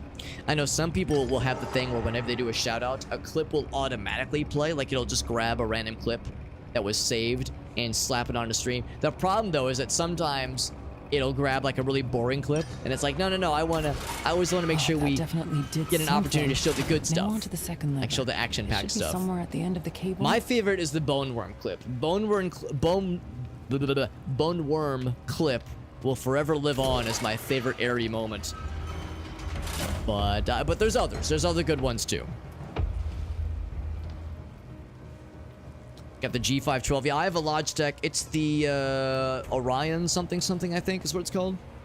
So it's not like full RGB. Mine's just, it just has like a plain backlight. Alright, so we pulled the lever. But I hardly even know her. I need to open up number 2, Electric Boogaloo. I can't kill all the bad guys, but I can get one last dude dead if I lead him to the one landmine that's up top. In fact, just to be clear, it's not that one. That one's already spent. It would have to be this one right her. So I'll have to kind of like run past it, set it up, and then lie and wait. And what I'll probably need to do, yeah, that guy right there, what I'll probably need to do is jump down and try to navigate around whatever zombies are left. Because I don't think we'll be able to open all the doors that lead to where we need to get. So we'll have to get creative. Let's open up numero dos. Bam. Yeah, that's the one, which of course is on the path we wanted to get to. So I can see if I can get this one fella's attention. A funny clip? Perfect, yeah. Yeah, any clips or highlights for that matter. You know, doesn't have to be less than 60 seconds. But yeah, any clips or highlights are always great. Because Ari, once again, you did me a huge solid by rating me, introducing your lovely viewers to my degeneracy, which I appreciate. So the least I can do is ask, like, all right, how can I introduce people that didn't already follow Ari? How can I introduce them to your content? And that's where asking for the clips comes in handy, and I freaking love it. Yeah, I'm waiting for this guy. I'm trying to like kind of inchworm him along. If Ari is the bone worm expert, I'm trying to be an inchworm expert. Would you still love me if I was a worm? Oh, come on. There we go. There we go. It's like, no way he's gonna squeeze by that. No freaking way. Oh, here we go. She's got one. Perfect. Here we go. Here's a little sample platter of the Errol and Eve personal brand of stream content.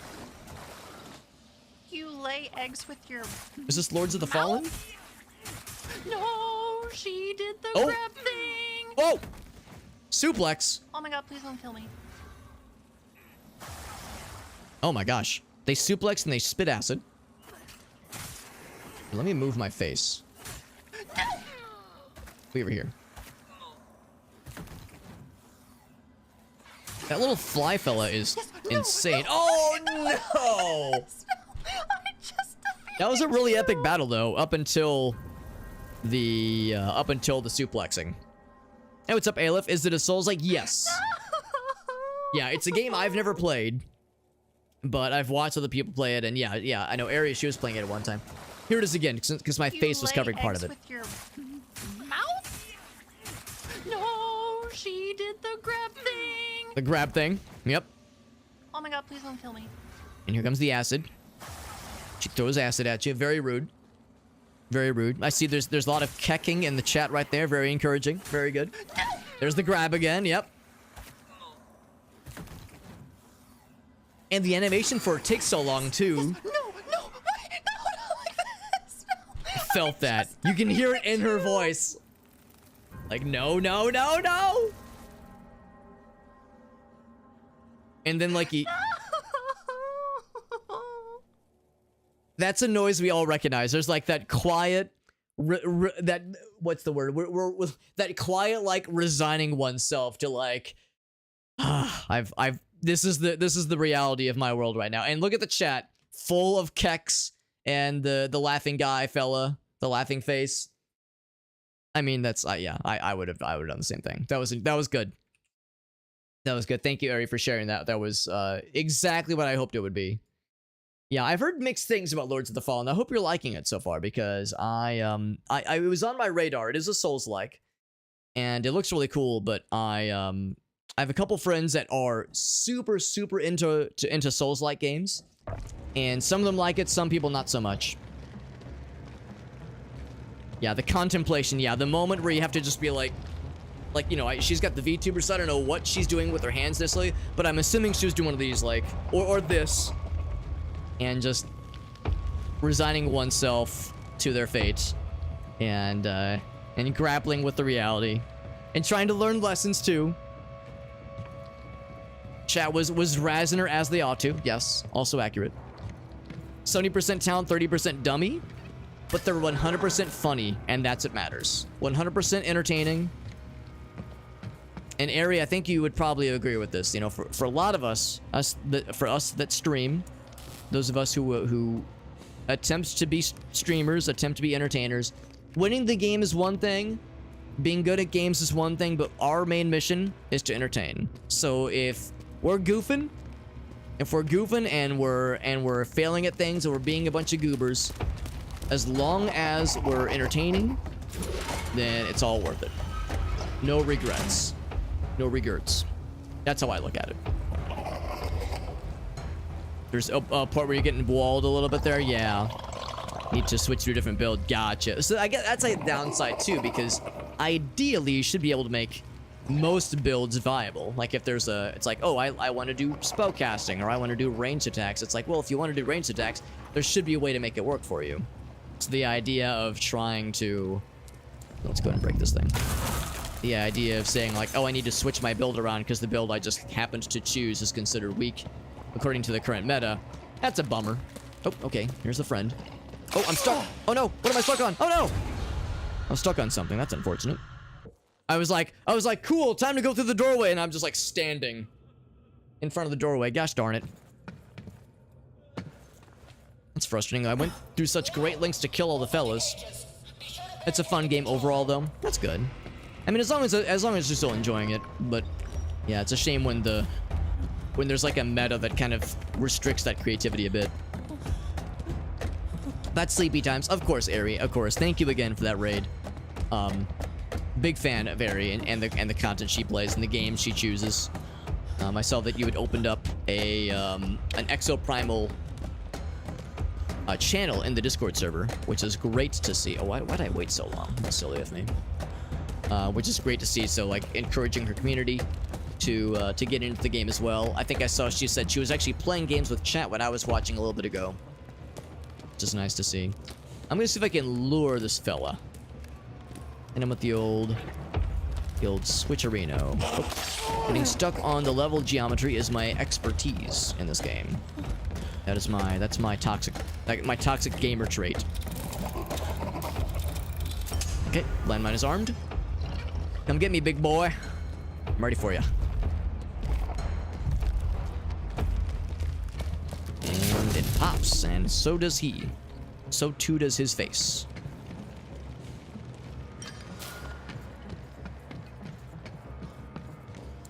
I'm going to preemptively open this one up.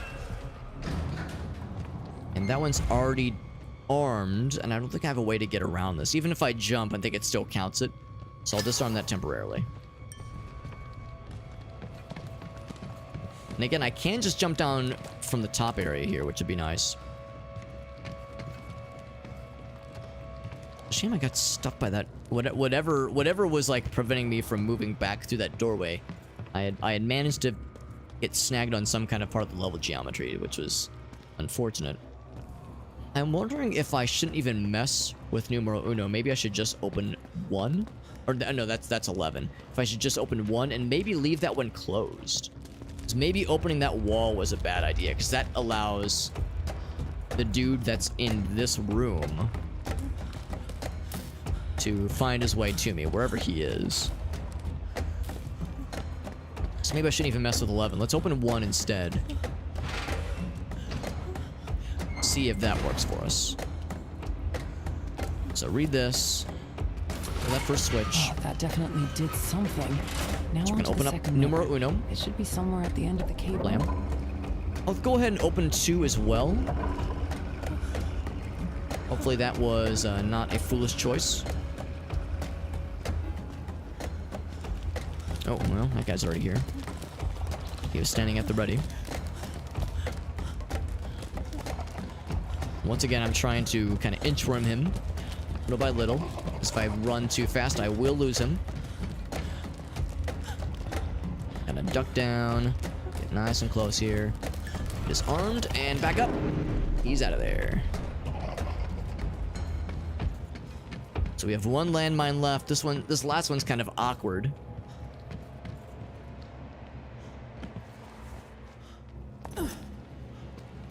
because it's in front of the other door. This one right here.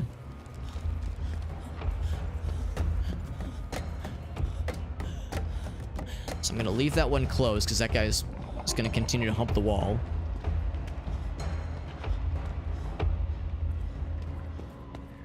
And so I need to pull this one now.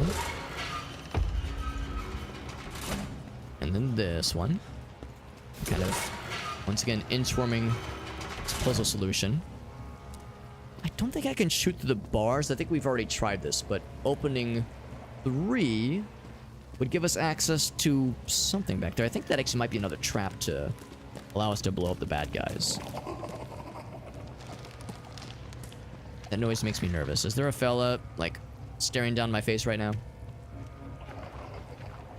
I think this might open up another fella.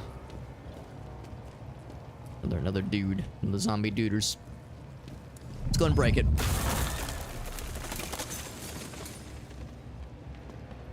Yeah. Yeah, this was the instance earlier where I was like trying to leave and then I just got stuck on something. Yep. Okay, sure enough. So I'm gonna lure him all the way back.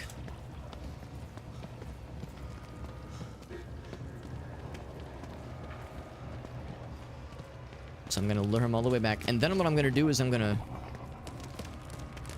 try to bring him up top. So bring him as far away as I can. Then I'm gonna jump down and hope that he will be either too stupid or too slow to follow me. Because I don't think he can jump down. I'm just gonna do one of these. Whoop, see you later, fool. And hope that this gives me enough time to... Oh, this has to be opened separately. Okay, 13 has to be opened. All right, now... Oh, I see this is a trap, though. Oh. Cow now, brown cow. Okay, so if that fella were to get here, I could blast part of, maybe even the entirety of his booty. Didn't get myself stuck, did I? I would feel so silly. No, we're not stuck. Okay, good. I worry about getting soft locked here, which would be extremely goofy. That'd make me the goofiest of goobers. I think he's still... Oh, okay, there he is. Yeah, actually, you know what? Yeah, come down here. Let's party. All right. Let's go fast. Because this is a horror game, so of course... Of course, you don't really sprint so much as you, like, casually saunter. So, like, alright, I'm sprinting. Let me just, like, slowly and casually jog.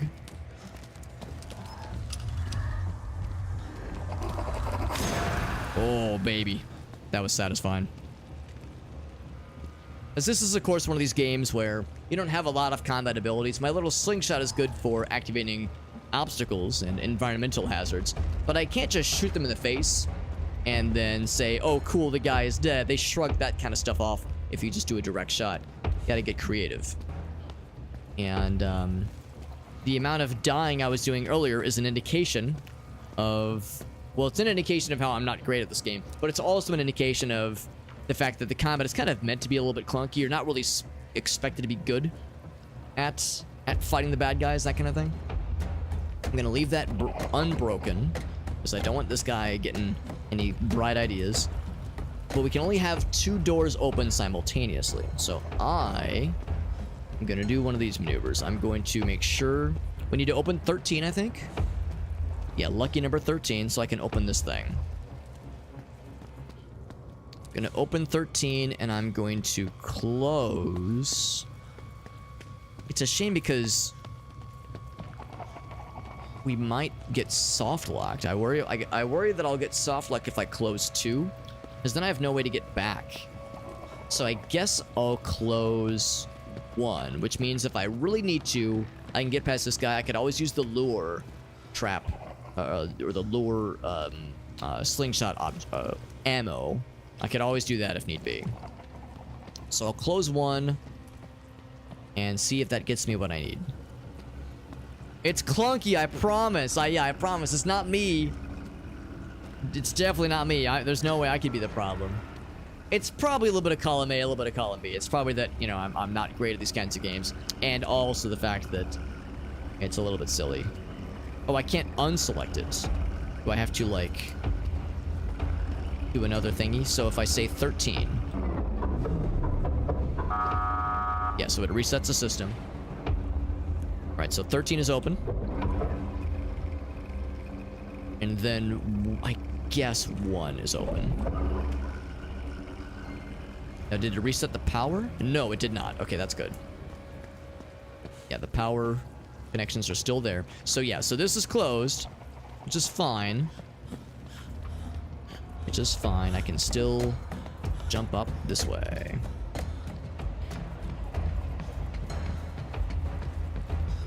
Is there anything else I want to snag here? I am going to get one of these. I had to use one of those earlier for that electric trap. Jump on down. Woo! Parkour. Parkour. So now, this little fella's smiling at us. He's waving. Look at him. His little hand motions. He's like, hey, how's it going, buddy? So he's chilling. This electric umbilical cord is now fully connected to this guy, and now the path open is available. Look at that. We got their team. It only took like 45 minutes of struggling and dying and rinsing and lathering and repeating.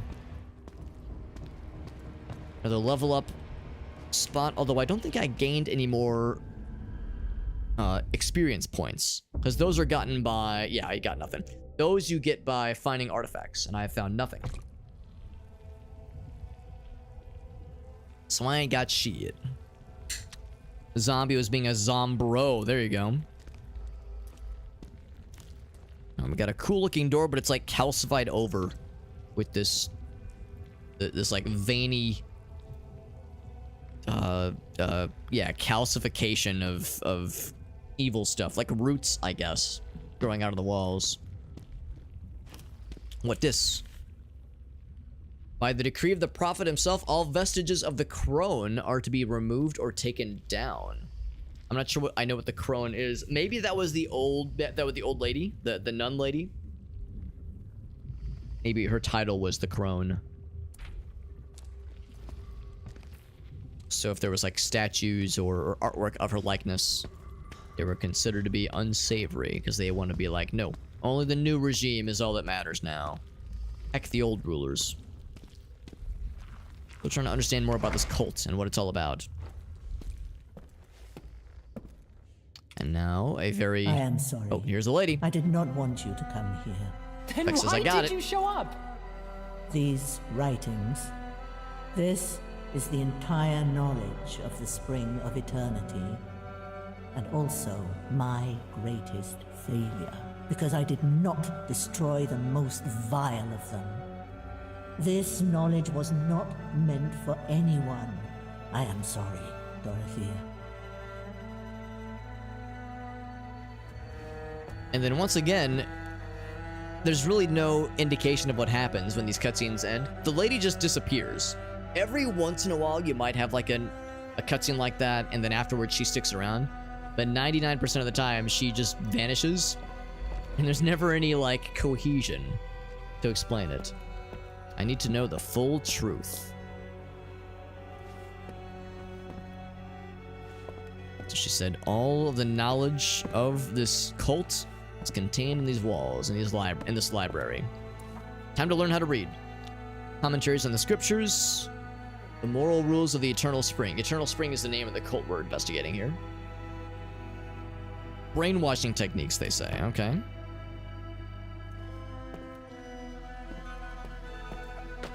Alright, this seems like the main area, but that might start a cutscene. Let's explore around a little bit before I get too ahead of myself. There's other things to read or flavor text to lick. There's things I can on the floors or on the walls that I can lick to get a flavor. For the flavor text, then I will, or not even flavor text, but just the lore and the storytelling, then I'll take it. Bunch of dusty old tomes. but nothing that jumps out as the thing we can interact with. Door that does not open yet. A second floor. I'm gonna check this area first before I go to the second floor.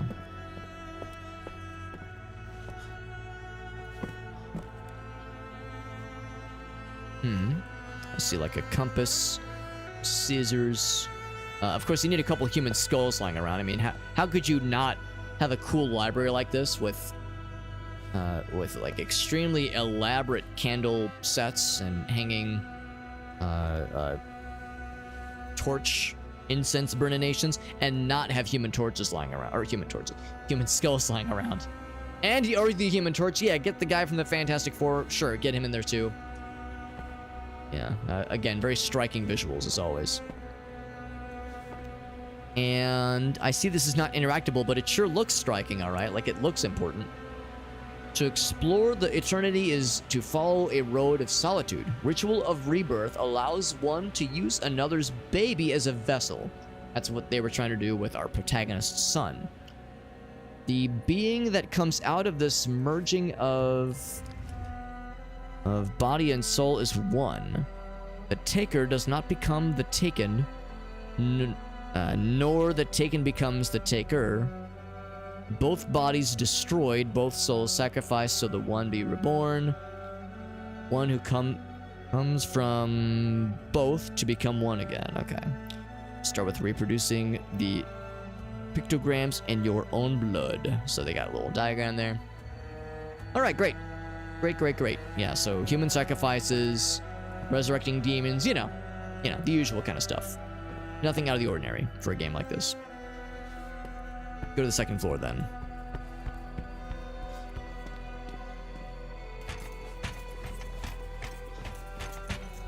Because up here is where the old lady was, but of course she is nowhere to be seen. Oh, I see we have this say. Books and yeah, confiscated books and something. The other one's upside down. Yeah, I'm looking for looking for instructions on how to sacrifice babies. Oh yeah, it's gotta be aisle 3. Back of aisle 3. Okay, thanks. I was telling earlier my stories about my glory days of working at Borders, the bookstore chain, RIP. And you know, I always knew that my years of working at a bookstore would come back to benefit me, and here we go. My time as a bookseller coming back to roost after all these years. Actually, you call it, never mind, these are all just boxes. And not even boxes, they're empty boxes. This bookstore sucks. Never mind, I regret any nice thing I was about to say. Oh, a ladder. Ah, yes. Of course, my worst nemesis, a ladder that produces a path that is a 98% the width of my body. Can't get past that, obviously. Impossible. Here we go. This one's okay though. Yeah, that gap right there, that's like 98% of my body width. This one though is like 104% of my body width. So that one's okay. That's acceptable. I gotta open this one up somehow.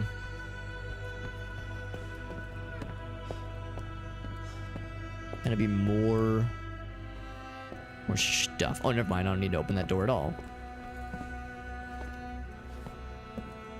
I'm too swole. No, I'm too thick.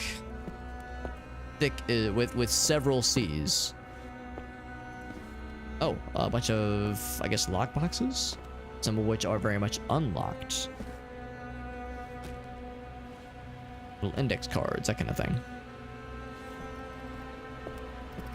We need some kind of key, some kind of 3-number sequence. Now we saw the aisles were all numbered. What this? Pictorial Guide to the Prophets. Past incarnations of the one prophet. Before they turn 12, this has to be learned by heart.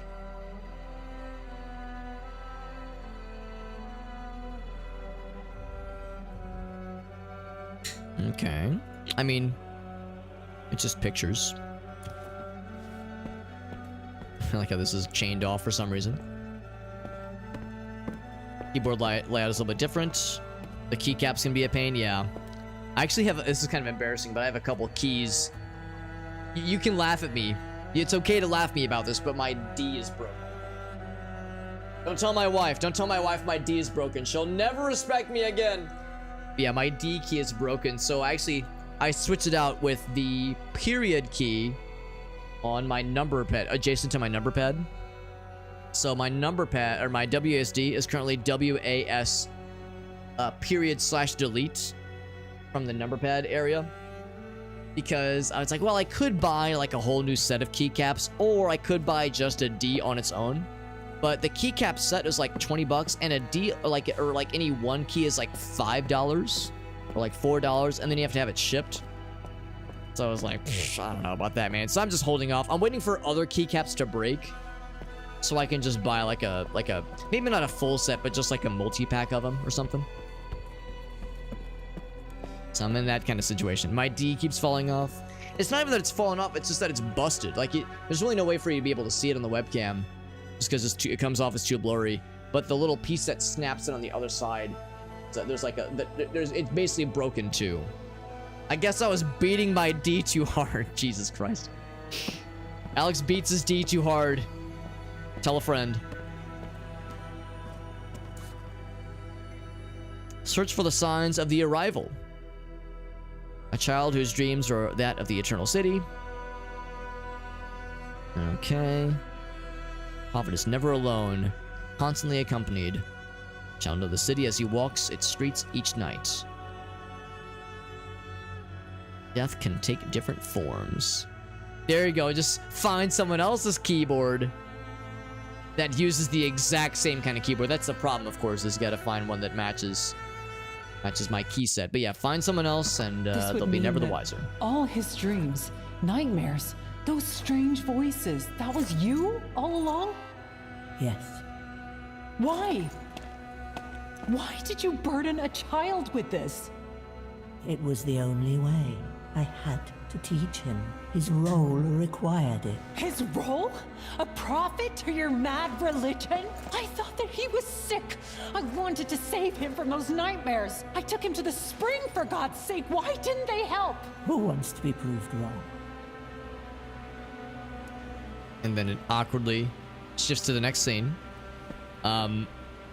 It does beg the question, though, if she was complicit in aiding Gabriel, aiding him along and being introduced to the spring and being sacrificed, then why is she trying to help us now? Like, it sounds like she was fulfilling her role and that she did a good job, and like, all right, cool, she brought Gabe to the prophet and all that jazz.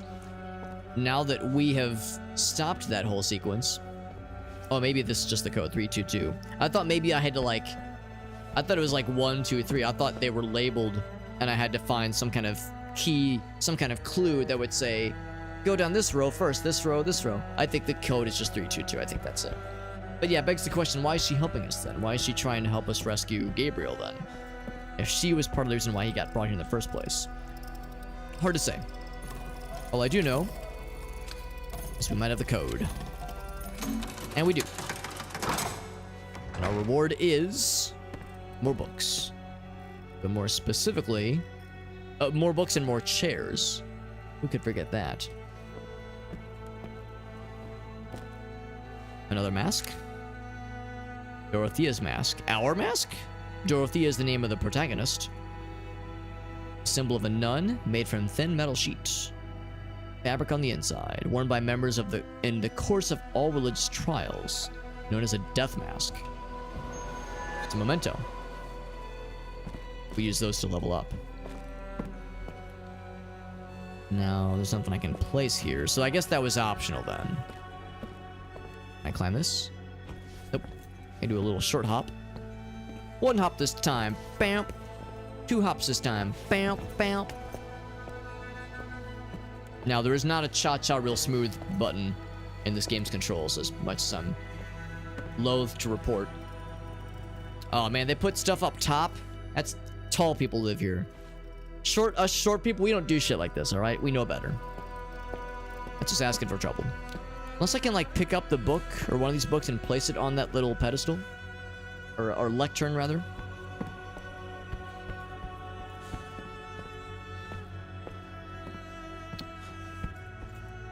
Let's go back down, then, because if the whole thing is we're reading the lore of what happened to... of what this cult is about, and maybe there's, like, an expected order. We go back down here and we read the other one. Not this one, but this one right here.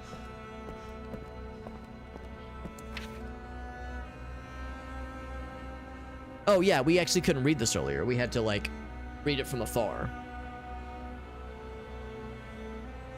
Yeah, describe the ritual in detail. There Death? we go. Cutscene time. Possession? He wanted to be reborn as Gabriel. I can't. Yes.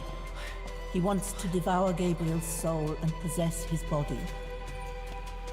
He will usurp his life and his role. How can we undo this? There is no undoing it. If he succeeds, he will become a living god. Alright. To stop the High Priest. The thing, though, is that supposedly the Prophet is dead, so I guess the High Priest, which I guess is the Mother Superior, she's trying to complete the ritual to bring back the Prophet at the cost of Gabriel's soul. I guess that's what's happening here. That door is open magically. Hell yeah. We fulfilled the story MacGuffins that opened this door magically. We'll take it. I will not be able to help you much more. Oh, you're here still. I am sorry. Alright. Thanks, lady. Now it is up to you. Save Alright, Gabriel. thanks for damning my son to Save damnation us forever. all. And helping me fix it, sort of.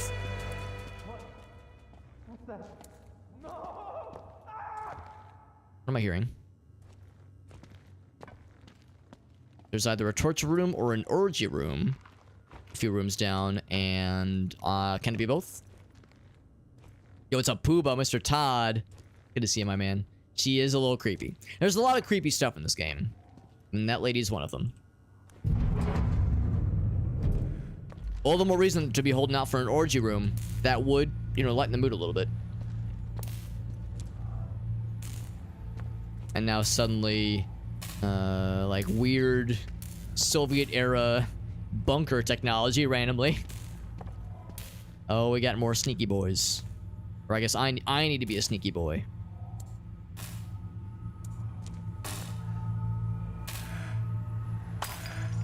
Got one of those. We are full on the other kinds of ammo, which is great. So I can open that door. Any controls I can diddle? Diddle or daddle? Guard's notes. Subject got restless, had to leave the post. Checked equipment afterwards. Unexplained noises in the ventilation, ordered a maintenance check. But there was an intruder. I wonder if the intruder is us. Regardless, can't, like, see all of what's down there, but we saw one fella wandering around. I bet there's probably a second one somewhere. I can't quite see, but there's the one dude. I don't see... Actually, here. Let's do one of these. There we go. What hiding place?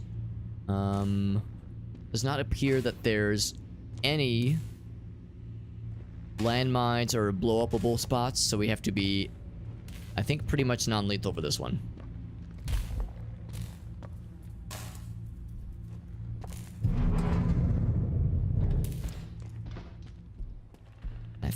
I could be wrong here, but I think the bad guys can track flashlight movements, so I'm going to try to not use my flashlight, at least in some sequences.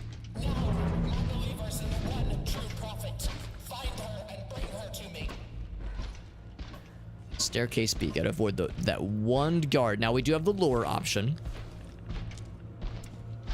I can distract him with the yellow lure if I pee on the floor strategically.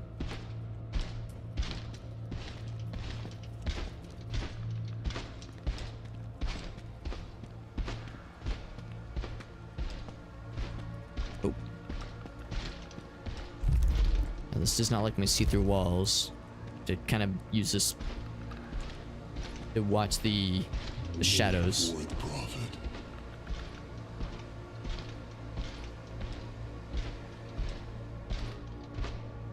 I gotta listen. Watch and listen. Okay, turn around. Turn this one off. That makes me more sneaky. Someone who's facing this way.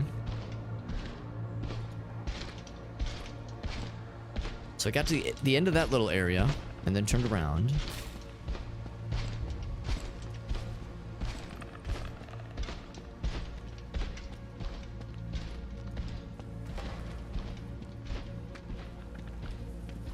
Okay, well, this is definitely not an orgy room. This seems like a murder storage room. Dorothea's medallion symbolizes belonging to the sisterhood. This is most assuredly a memento. Whole bunch of dead bodies. Oh yeah. Yeah, shit is fucked out this way. There's a not good time out here. I should bear the sight of heresy. Oh, what?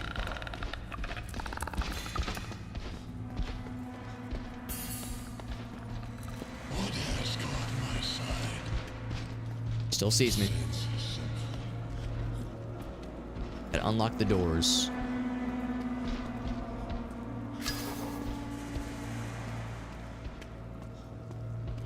Let's go back into sneak mode.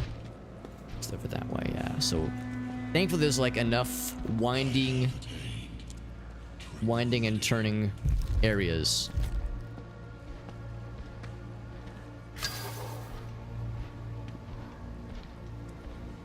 The good news is there's lots of ways to lose them. Lose their scent if we need to dip, dive, and dodge. Dodge, dip, dive, duck, and dodge. Alright, so we need some kind of way to open this thing.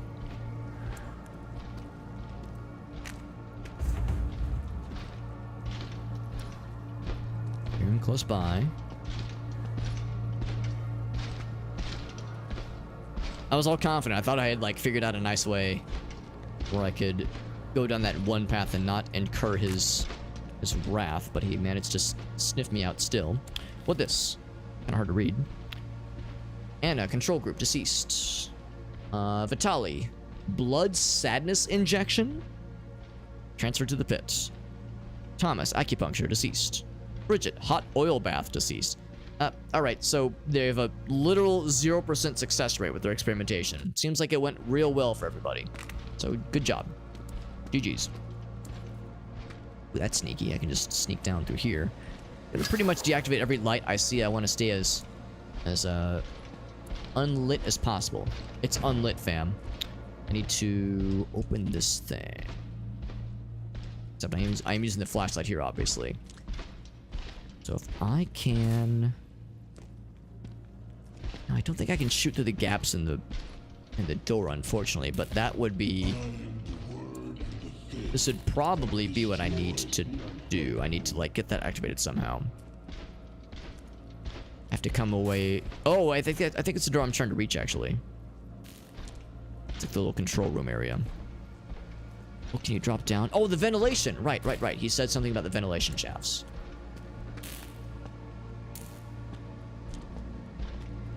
See if we can find another maintenance shaft. And also, I was wrong. I think that the door had a similar look to that one, but that's on that side of the wall. This one's over here, so they are different doors. They just happen to look very similar as these.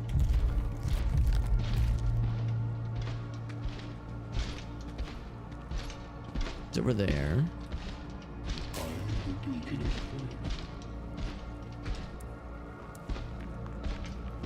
Still on that side. I should bear the sight of heresy. That's not it. Oh! Like he started to kind of sniff me out.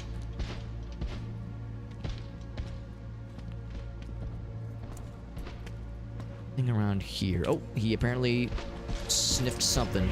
I'm gonna hit one of these. Yes, distract him with the lure.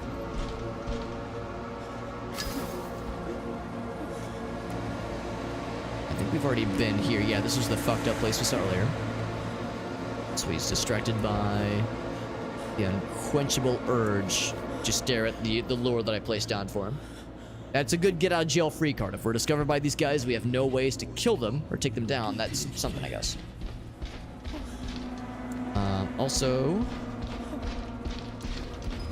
some bullshit. I was reading the thing. I was trying to learn how to read. Thank you very much.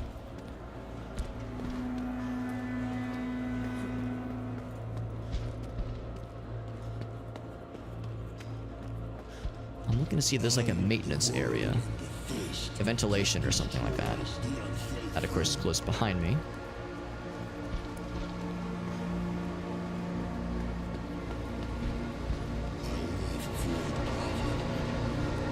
Oh, can I shoot through this? No way. Ouch. No, I cannot. Yeah, I was gonna say there's no way. There's no way I can just shoot through that. That'd be really impressive if it was just gonna be that simple. Just shoot through the gap, but not that kind of styling. Yeah, like this is the ventilation, or like the maintenance hatch thingy. Now I see it has a little electric symbol. No, there's no way. Yeah, I was gonna say, there's no way it's gonna be that simple.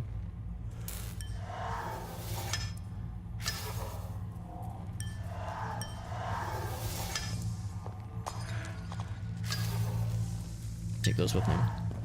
I'll still read all the notes. In the off chance that interacting with the note set some kind of flag correctly. It's a bit of a broken record, yeah. That's how some of the NPCs and enemies in this game are. They just kind of repeat the same thing over and over, and their pathfinding is kind of weird sometimes. The paths that they follow and that their patrol routes are a little bit wonky.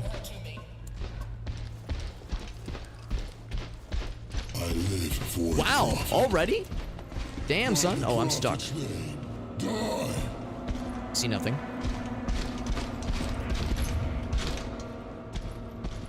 I'm impressed that he saw me that soon. Oh, Put one of those things down. Cannot resist. So there's a few things. So I could hop in that if I wanted to. I'm gonna make sure I want to get the mementos and unlock one of these doors. Yeah, we read that.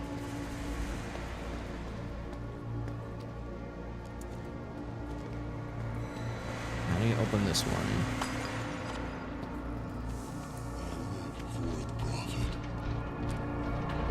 And I'm not to brag, but I'm very good at getting stuck on all the things. Getting stuck on just random level geometry.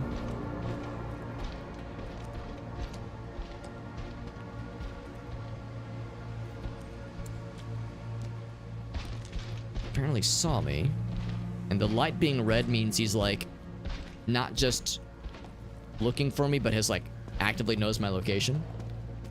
But I think I'm far enough away. Yeah, I'll return. So he lost the scent. I need to make sure I get to that memento because I want to use those to level up my person and more cool abilities.